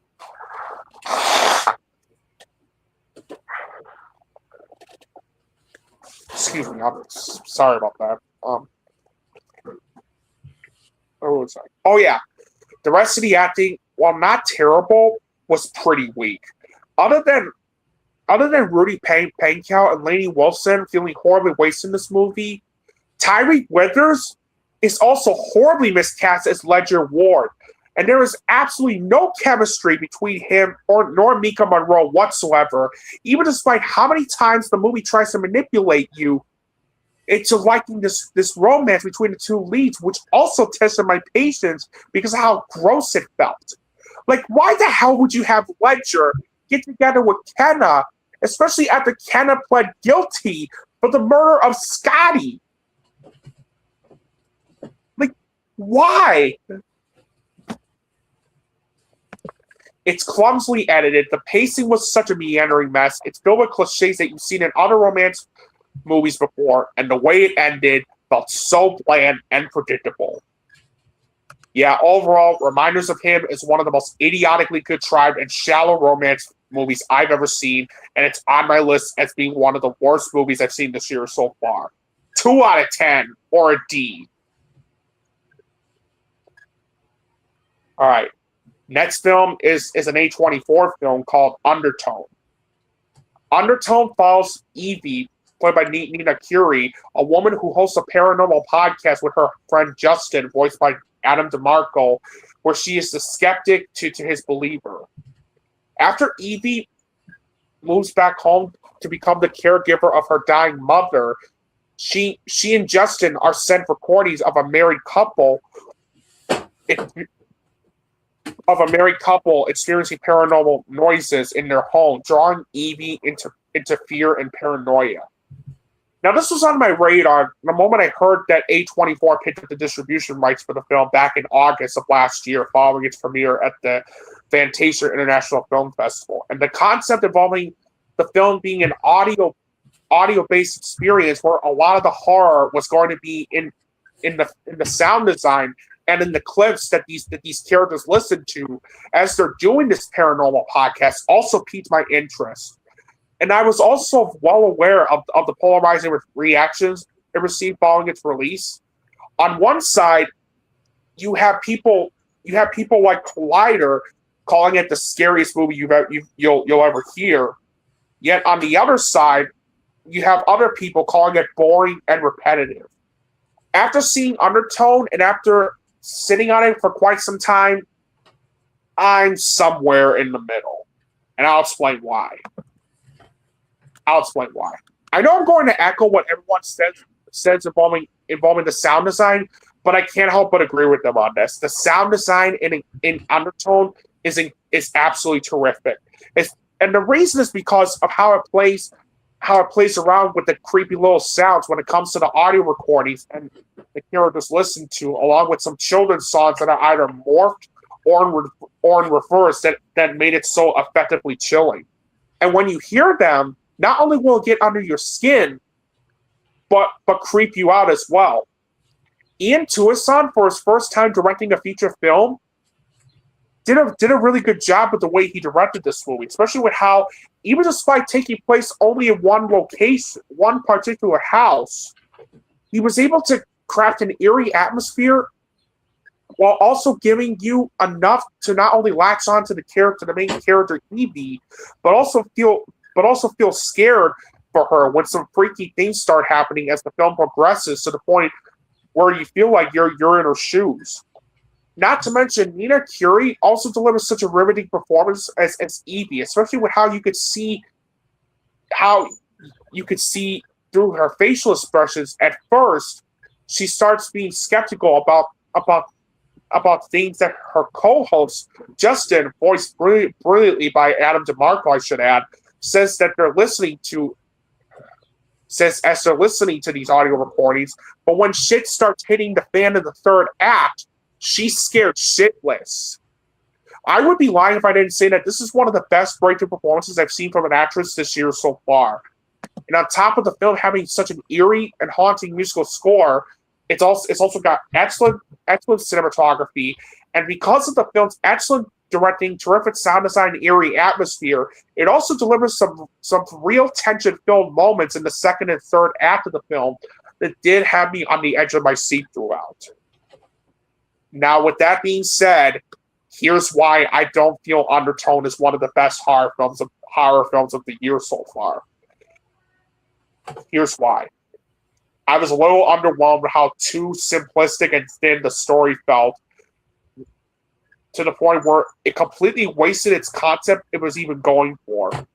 And while I praised Ethan Tuasan's directing and my positives, I did feel the screenplay could have used some improvement on the dialogue, since it relies too much on exposition in some parts. And the themes it's trying to explore, involving grief, religion, and trauma, felt very undercooked. There were also some editing choices the film made that felt uneven at times. And on top of the film's pacing, especially the second act being such a meandering mess, not only does it rely heavily on those tired cliche tropes that you've seen in other horror films before, but I also found the ending to be an anticlimactic letdown. Without spoiling the film, while I get why they did this due to the budget and the fact that it's an audio-based film that relies on sound design, the ending nevertheless frustrated me to no end, especially since this is one of those cases where just when you thought you were going to get a brilliant payoff after waiting patiently with all this build-up, it just stops. No payoff whatsoever. Now, keep in mind, I'm all for movies that have ambiguous endings, but they should also have some type of conclusion as well. That's why the ending to Undertone didn't work for me. It felt too ambiguous. Overall, there's no denying that Undertone is definitely one of the most claustrophobic and unsettling horror movies I've seen this entire year, due to its eerie and haunting atmosphere, terrific sound design, and a riveting breakthrough performance by Nina Kiri. But the film's reliance on horror cliche tropes, as well as an underwhelming third act and ending, doesn't quite make this one of the scariest movies I've seen this year so far, and it's something I could never see myself watching again. 6 out of 10 or B-. Again, it's not a terrible film. It is I admired its ambition, but I just wish it was better. Next up, Project Hail Mary. And Lauren Miller's answer to The Martian is just as compelling and visually stunning, thanks to writing and directing seamlessly blending comedy and drama. And it's further helped by the performances, especially Ryan Gosling. Cinematography and visual effects are stunning to look at. And the music is also great, both the soundtrack and the original score. And the pacing also well-paced and emotional throughout its runtime. So go see one of the better films of the year, Seal Cinema. I loved this movie very much. Project Hail Mary is one of the best sci-fi films I've ever seen. This was such a highly entertaining, captivating, exhilarating, and movie sci-fi film involving about sacrifice and friendship that not only took my breath away, but moved me from beginning to end. The story, I was fully invested in the story, not only due to how highly engaging it felt, but how it's structured so well in a non-linear narrative. Phil Lord and Chris Miller's directing is absolutely one of the best of the year so far, and the same thing could be said with Drew Goddard's screenplay. Not only thanks to its sharp and witty dialogue as well as excellent characterization, but the way it also meshes and balances its sci-fi and comedic tones brilliantly, as well as having a lot to say when it came to exploring its themes involving interspecies cooperation, sacrifice, and friendship. The acting was absolutely terrific. When it comes to Ryan Gosling in the film, do I really need to say why this is his show? I mean, really? Not only is his performance as Ryland Grace absolutely riveting when it came to his dramatic moments, but he also carried some funny moments as well. I was also very impressed with James Orwitz's vocal performance as Rocky, especially with the amount of puppeteering work he and his 5 puppeteers, known as the Rocky Tears, did to make the character come alive, which is nothing short of astounding. And as for the on-screen chemistry that Rocky and Ryan Gosling's character have in the film, it worked so well, especially with how it made me buy the relationship they had. Sandra Hüller, who was wonderful in Anatomy of a Fall, also delivers such an excellent performance in the film as Eva Stratt. Daniel Pemberton delivers a musical score that I would describe as being both majestic and beautiful. Not to mention, Greg Fraser's cinematography is absolutely spectacular and one of the best I've seen this year so far. The editing was great. The pacing was terrific. Especially for a movie that's 2.5 hours long, it just flew by. It just flew by for me because of how locked in I was throughout. This movie also cost over $200 million to make, and let me tell you, it was very well spent. Because not only are the practical effects in Project Hail Mary some of the best I've seen this year so far, especially the amount of puppeteering they used on Rocky, as mentioned earlier, and the production design they used on the Hail Mary, both interior and exterior. But this also has some of the best visual effects I've seen this year so far. It's impressive how they did not use a single ounce of chroma key screens. It's impressive how they did not use a single ounce of chroma key screens for the effects, yet the look of space was so spectacular and well done that it did feel like I had really traveled into space. The humor felt witty and clever, especially involving some lines of dialogue Rocky says in the film that had me laughing so hard.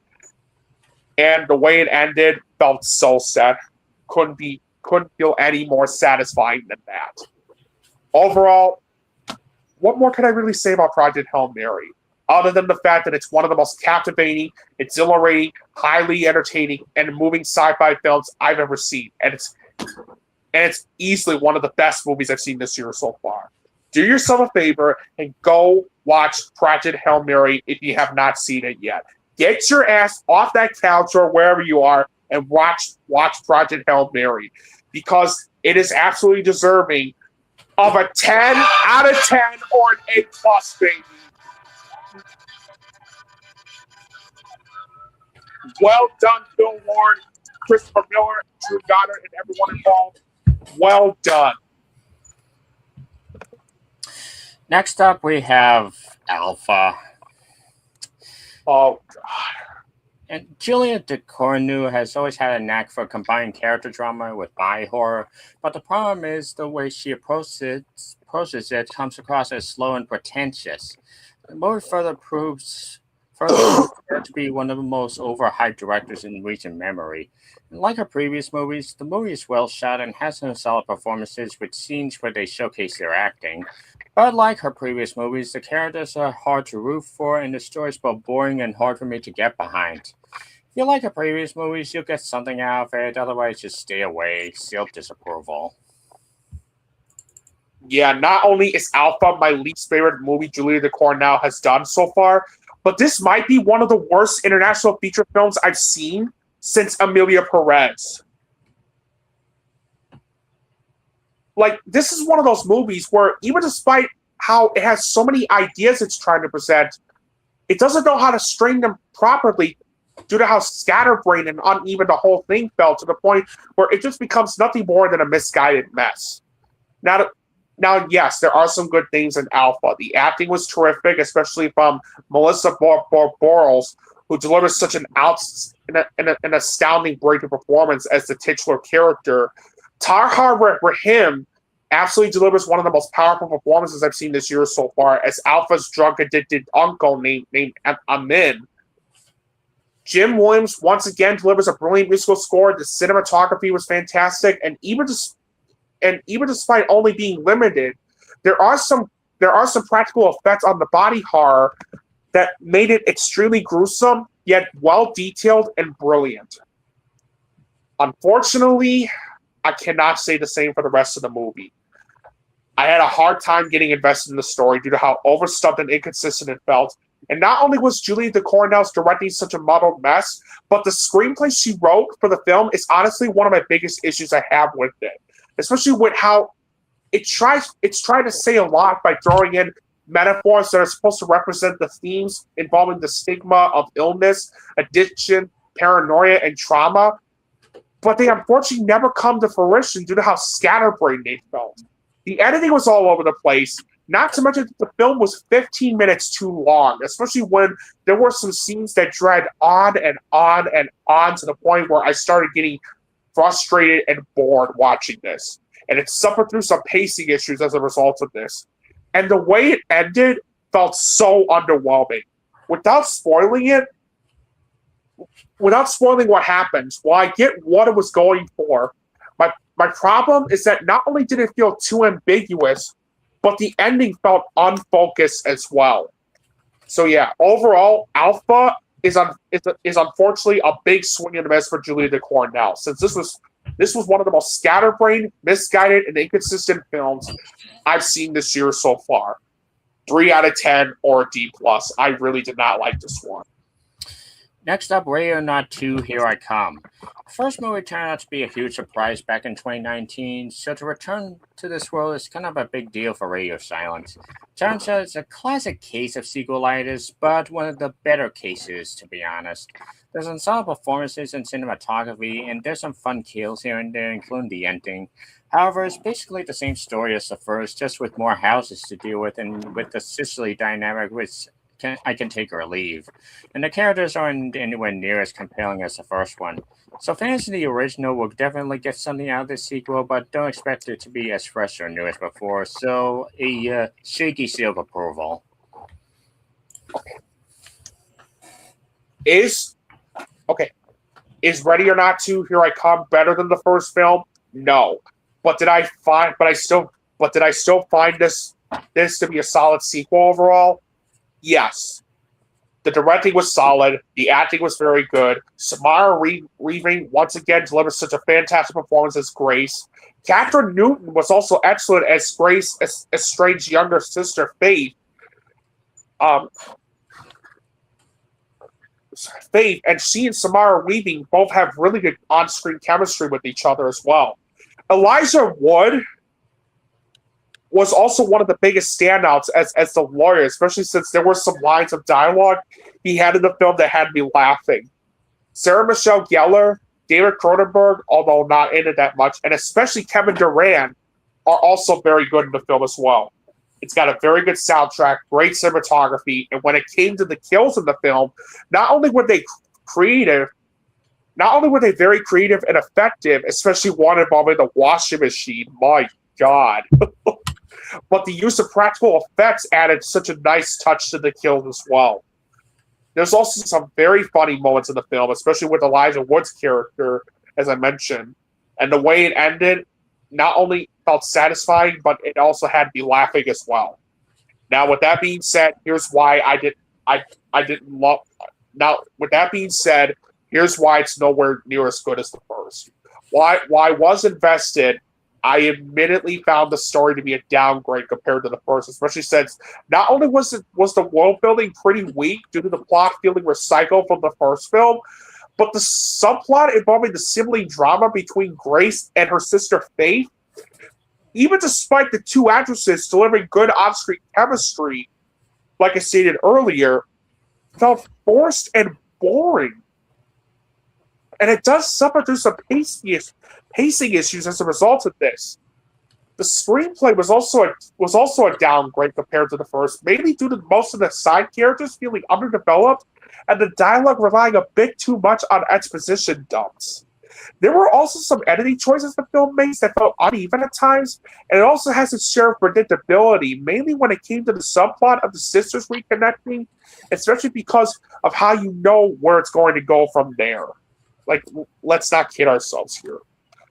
Overall, while it does fall short from being as good as the first film due to its messy story and predictability, I nevertheless found Ready or Not 2 Here I Come to be a solid and entertaining sequel that I had a good time watching. 7 out of 10 or a B. If you love the first film and you want to see the sequel, give it a watch. But again, don't expect it to be as good nor better than the first. Next up, They Will Kill You, and I honestly don't know what the bigger irony is, that this movie wants to be like Ready or Not came out around the same time as a sequel, or that it ended up being just as high in action but short in story as that sequel. Maybe even worse. Yeah, worse. Acting is decent, and the action can be fun at times, but the story's all you've seen before, especially if you've seen the aforementioned Ready or Not. Subject goes in the direction that I just couldn't get behind, including this over-reliance on flashbacks, which really dragged the movie down. So I can only recommend this to hardcore action fans. Otherwise, skip it. Sealed mediocrity. Yeah, I really wasn't a fan of this film. Now that's not to say there aren't some good things in it, because there are. Zazie Beetz, the acting was very good, especially from Zazie Beetz, who delivered such a very good performance as Asia Reeves. Tom Felton, Patterson Joseph, Patricia Arquette, and especially Heather Graham are also very good in the film as well. The directing was solid. It's got a great soundtrack, excellent cinematography, fantastic production design, and the action sequences are a lot of fun to watch, especially with how they were choreographed, shot, edited, and directed. And there's a great mix of visual and practical effects as well. Unfortunately, I found this film to be underwhelmingly predictable. The story didn't grab me as much as I hoped it would, due to it not only feeling messy and predictable, but the substance of it feel like it was missing something. And while I said in my positives that the directing was solid, the screen. Let me rephrase that. Like, the story tries too hard to be a mix of like Kill Bill and Ready or Not, since not only was it messy and predictable, but the substance of it felt like it was missing something. The screenplay was weak, especially due to the dialogue feeling funky at times, the tone feeling so inconsistent where it can't decide if it wanted to be an action comedy or a horror film, and the characterization feeling completely shallow, especially with the amount of times Zazie Beetz's character made some really dumb decisions throughout the film, which really tested my patience. There are some pacing issues, and it does suffer through some pacing issues as a result of this.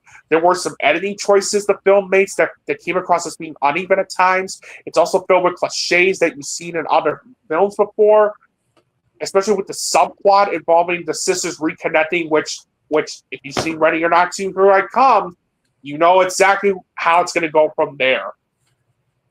And the ending, while not terrible, felt rushed and underwhelming.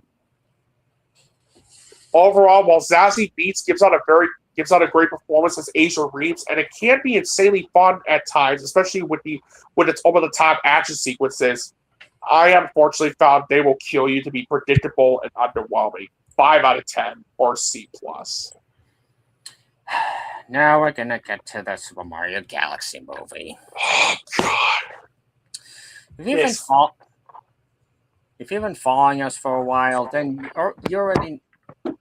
Go ahead, Sword. I'll be right back for a second.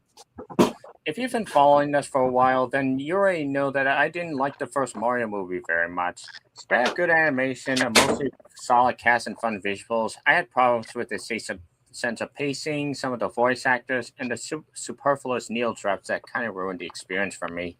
So I was hoping that when it came to the sequel, they'd improve on the criticism it got and make the Mario movie we all deserve. But I knew I was in trouble when they announced they were going to make an adaptation of Super Mario Galaxy in the second movie. and the trailer didn't help very much as I found it severely overstuffed. Then I saw the movie, and at least there weren't as many annoying needle drops. But other than that, it's safe for me to call this the Five Nights at Freddy's 2 of animation, where it's a video game-based sequel that didn't even improve on the first one, and in anything, made me appreciate the first one even more. Yet fans are still gonna defend because they're huge fans of the games. It's not to say it's anywhere near as bad as FNAF 2, as the animation is once again very good, and some of the voice acting is still solid, from returning cast members like Charlie Day as Luigi to newcomers like Donald Glover as Yoshi. Other than that, as much as I didn't like the first movie, it at least had the distinction of having a beginning, middle, and end, as well as character arcs that weren't great but were decent enough. This movie just has no plot to speak of. Mostly just our heroes have go to one location to overcome an obstacle just as quickly as they encountered it. They move on to the next one, lather, rinse, repeat. And it just relies on member berries from the games like Member Bowser Jr., Member Rosalina, Member Story Bits, Member Ward and Star Fox, Member Skeleton Bowser. I remember that! And as a result, some of the voice actors feel incredibly wasted, like Brie Larson as Rosalina, Bay Safdie as Bowser Jr., and Glenn Powell as Fox McCloud. And whatever character arcs do happen is either rushed or cliched as hell. Mario having a crush on Peach, rushed. Peach finding out where she came from, rushed. Bowser reconciling with his estranged son, still getting started. Also, for a movie, the Mario Galaxy movie, the original game's secondary character, Rosalina, just feels like a footnote, like she appears for a little bit at the beginning and at the end, and that's it. Hell, the superfluous Fox McCloud subplot has more screen time than her. The music isn't anywhere near as good as the first one because it has the same problem as was the Skywalker in that it rehashes popular themes instead of coming up with something new. The jokes feel really flat, characters just come and go with no real development, and as a result, I just didn't give a shit by the end of it. After this movie, I'm done being optimistic for this Mario movie franchise and the possibility of a Super Smash Brothers movie by Illumination, because it's clear that these movies don't care about making a good story as long as it gets the attention of kids and diehard Mario fans for an hour and a half. And as corny as it sounds, it's true. The Sonic movies prove that Genesis does what Nintendo don't. Seal disapproval. This is the most disappointing film I've seen this year so far. The Super Mario Galaxy movie was such a cluttered and unfocused mess that tries too hard to be grand and bold. By throwing in some ideas it's trying to present that sadly feel undercooked, while also relying heavily on nostalgia for the sake of it, especially with the overabundance of references and Easter eggs they threw into the mix, and it made the experience watching the Super Mario Galaxy movie so underwhelming, especially with how it left me feeling infuriated by the time it was over. Now, yes, there are some good things in it. The animation is beautiful. Like, this is one of the best. This is like the animation in the Super Mario Galaxy movie is one of the best I've seen this year so far. Having brilliant art direction as well as fantastic design and details on the characters and backgrounds is one thing, but it's on a whole nother level when it also has amazing visuals that are just nothing short of breathtaking to look at. Most of the voice acting was very good. Chris Pratt, Anya Taylor-Joy, and Keegan-Michael Key once again all deliver very good vocal performances as Mario, Peach, and Toad respectively. Jack Black was once again enjoyable as the voice of Bowser. Charlie Day was hilarious as the voice of Luigi, while Donald Glover was easily the biggest standout as the voice of Yoshi. Ryan Tyler's musical score is absolutely magnificent and one of the best I've heard this year so far. And there are some fun action sequences, especially in terms of how beautifully animated they felt. Sadly, that's about the only positives I have with the film. The story, yeah, let's talk about the story. I had a hard time getting invested in the story, especially since, unlike the last film where the story was simple yet focused, it tries to be grand while also having some ideas it's trying to present. But because of how it has trouble stringing them together properly as a result of its breakneck pacing, it results in it feeling overstuffed and all over the place. the screenplay was a sloppy mess, and that's not only thanks to some of how clunky some of the dialogue felt, but minus Luigi and Yoshi, most of the character development in this felt very inconsistent. The directors do what they can, but it's not enough to save it from being sat up with such a garbage script. And while I said my positives that most of the voice acting was very good, Soren perfectly described Glenn Powell and Brie Larson very well. Like it wasted the voice talents of both Glenn Powell and Brie Larson as Star Fox. Yeah, thanks for ruining the surprise by showing the character in your trailer, Universal, and Rosalina, respectively, mainly with how the characters are not given that much to do. But that's nothing compared to Benny Safdie as the voice of Bowser Jr. Now, keep in mind, I love Benny Safdie. Not only is he a great filmmaker, even despite how I felt about his last film, The Smasher Machine, but he's also a really good actor as well. But I would be lying. But I would be lying if I didn't say that this is one of the biggest miscasts I've ever seen in any movie, whether live action or animated. And that's mainly because I found his vocal performance as Bowser Jr. unconvincing and distracting. The pacing is also one of my biggest problems with the film, especially with how breakneck and rushed it felt. There's not a single minute where the movie slows down to give you time to breathe. And not only does it have its share of predictability, especially when it came to not only its story, but some character moments as well. But my biggest problem with the Super Mario Galaxy movie is the overabundance of references, Easter eggs, and cameos they threw into the mix. They don't serve any purpose other than for the sake of nostalgia and fan service. Like, remember Bowser Jr., remember this, remember that, I remember that. Like, guys,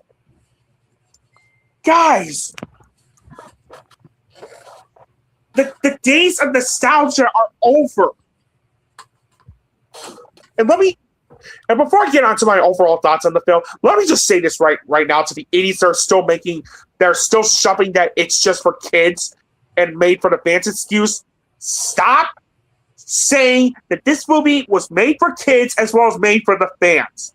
When you shove those idiotic excuses down people's throats like that, not only are you insulting those that actually have good reasons to hate the film, but you're also deflecting criticism.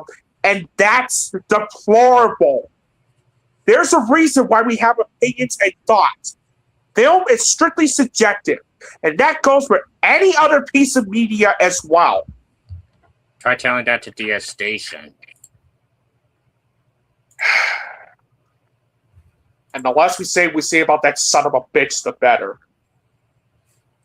Yeah, overall, the Super Mario Galaxy movie was a colossal disappointment.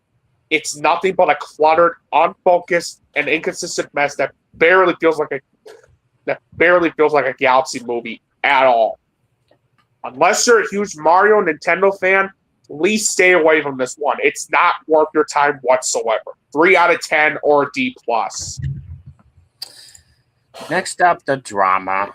And this was a movie I was interested in ever since I heard Robert Pattinson and Zendaya were playing a couple in this movie. But then I kind of got scared when I heard the director of Dream Scenario made this movie, which, if you remember, was one of my most overrated, disappointing films of 2023.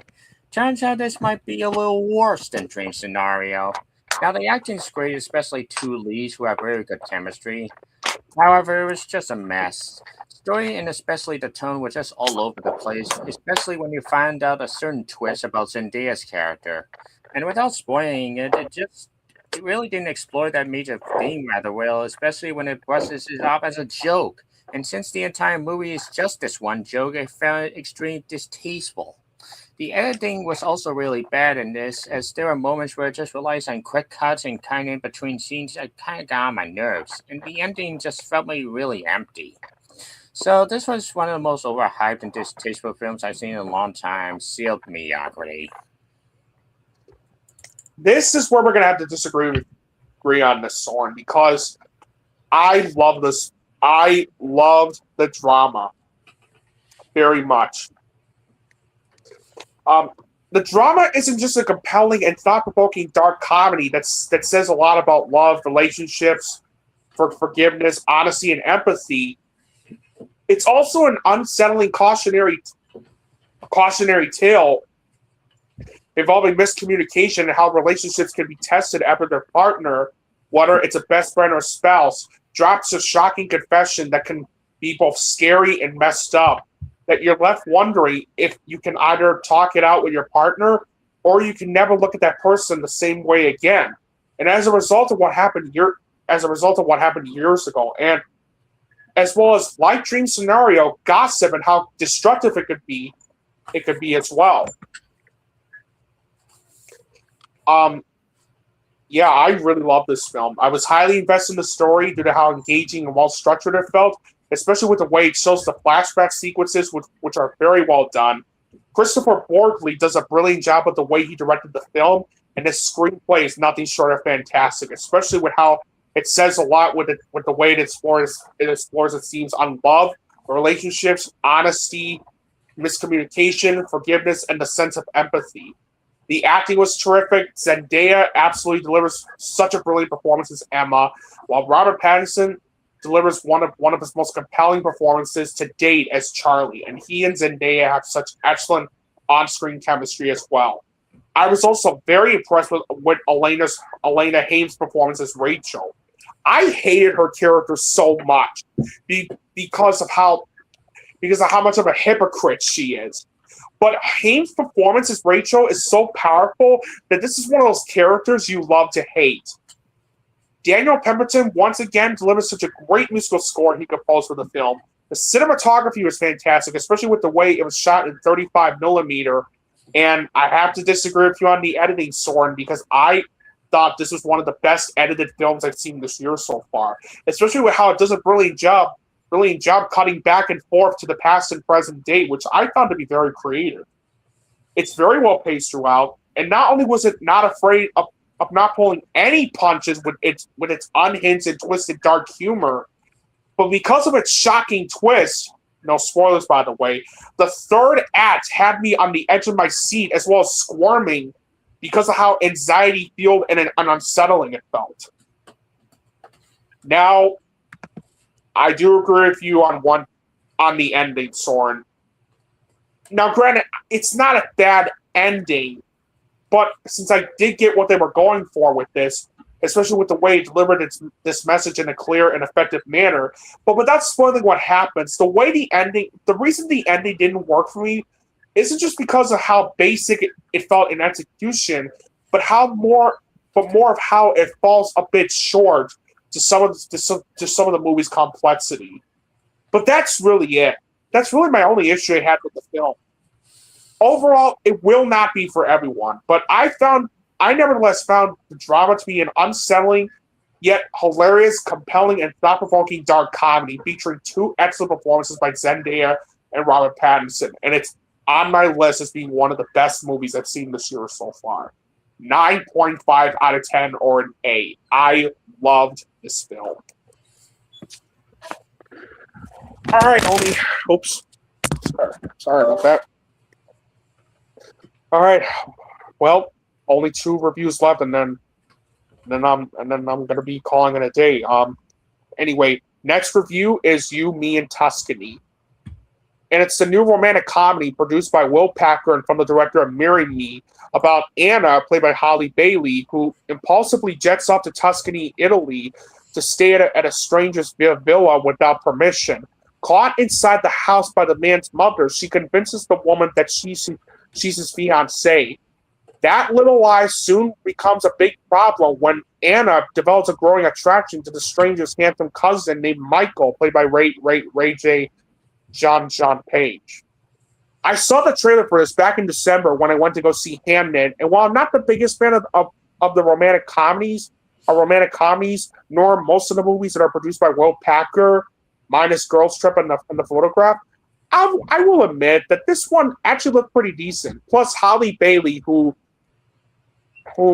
despite how I felt about The Little Mermaid, was brilliant as Ariel, and was brilliant in the color purple, the 2023 version, by the way.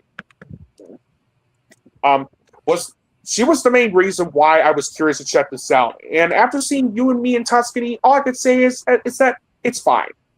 Yes, it's silly and predictable and cliche, but at the end of the day, I thought it was fine for what it is. The directing is solid. The acting was very good. Holly Bailey was very good as Anna, and Jean Page was very enjoyable as Michael. And he and Holly Bailey have such really good chemistry as well. The soundtrack was decent. The cinematography is great. There are some moments of comedy the movie throws in involving some lines of dialogue said by some of the characters, as well as some jokes that actually did make me laugh. And I found the way it ended to be pretty satisfying and decent overall. Now, with that being said, it's not without its issues. When it came to the story and the way it was structured, that's where it fell short for me, especially with how predictable it felt. Not to mention that I found Ryan Engel's screenplay to be pretty bad overall, especially with how atrocious and poorly written some of the dialogue felt. It also has its share of cliches that you've seen in other rom-coms before.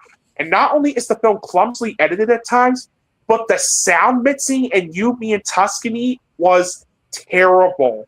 Especially when there were a few times throughout the film where the soundtrack is so loud, you couldn't even hear some of the conversations that the characters are having. Despite all that, though, it's a decent film. Yes, overall, it's cliched, predictable, and cheesy, but at the end of the day, I nevertheless found You, Me, and Tuscany to be a decent rom-com featuring some very good performances and chemistry by Holly Bailey and Jean Page. If you're in a mood for cheesy early 2000s rom-com movies, then I say give it a watch. 6 out of 10 or a B-.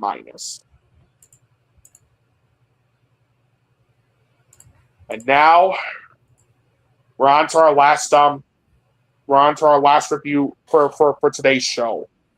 And it's on one of the best movies I've seen this year so far, Steven Soderbergh's The Christophers. Steven Soderbergh's latest is an intriguing drama about the friendship between an aging artist and a younger one near the end of his life. Besides solid direction and cinematography, the movie would be nothing without the charismatic performances of Ian McKellen and Miss Michaela Cole, as well as a supporting cast, including James Corden in a role that doesn't stick out like a sore thumb for once. While it can be a bit slow-paced at times, it's still one of the better films of the year, which I recommend to Soderbergh fans of art, and everyone in between, so seal of approval. I love this. I love The Christophers. This was such a compelling, poignant, honest, and meditative portrait on the modern state of art, legacy, and aging that moved me and had me highly engaged in the story from beginning to end. And it also does a great job serving as a brilliant critique on the criticism of art that I found to be very relatable. On top of the story feeling well-structured and engaging, Steven Soderbergh once again does a terrific job with the way he directed the film, and Edward Sullivan's screenplay was absolutely brilliant. Not only thanks to its sharp and well-written dialogue, the dialogue felt, but with the way it has a lot to say when it came to its themes and explores, such as legacy, aging, and most importantly, art and how we critique it. The acting was terrific. Ian McKellen delivers one of his finest performances yet as Julian Sklar. Michaela Cole was also fantastic as Laurie Butler, and she and Ian McKellen have such terrific on-screen chemistry as well. Jessica Gunning, and to my surprise, James Corden, despite not being in it that much, are both great in the film as well. Yes, you heard that right. James Corden in a movie that does not stick out like a sore thumb at all. Speaking of which, I just got this in the mail just now. Nice! The score by David Holmes was very good, and the same could be said with the way it was edited. The cinematography was excellent. The slow burn pacing works because of how it fits the tone and realism the film was going for. And I was also very surprised at how funny it was at times as well, especially since there were some lines of dialogue Ian McKellen's character says throughout the film that actually had me laughing so hard. And it also has one of my favorite endings I've seen this year so far. Now, my only issue I did have with the film is that there are some supporting characters, especially James Corden and James Gunning's characters, that admittedly felt underutilized, but that's really it. Overall, The Christophers is another great addition to Steven Soderbergh's filmography, since I found this movie to be compelling, poignant, and meditative. And it's easily one of the best movies I've seen this year so far. 9.5 out of 10 or an A. I highly recommend giving this one a watch. And well, that'll do it for... Oh, crap. And well, that'll do it for tonight's podcast. I really hope you guys had a lot of... I really hope you guys enjoyed it. I had a good time like talking about some of the movies with you guys, and again, I really do thank you all for your patience, and we will continue on with episode 71 next week. And until then, be sure to subscribe to Søren the FilmBrony, his YouTube channel. The link is. Sorry. Be sure to subscribe to Søren the FilmBrony on his YouTube channel. The link is in the description below. Give him the love he deserves. He's very talented and a really good reviewer. And check out the Popcorn Panel podcast. He's in. That will also be in the description below. And until we meet again next week for episode 71. Thanks for watching tonight's podcast, and we will see you all again next time. Bye-bye.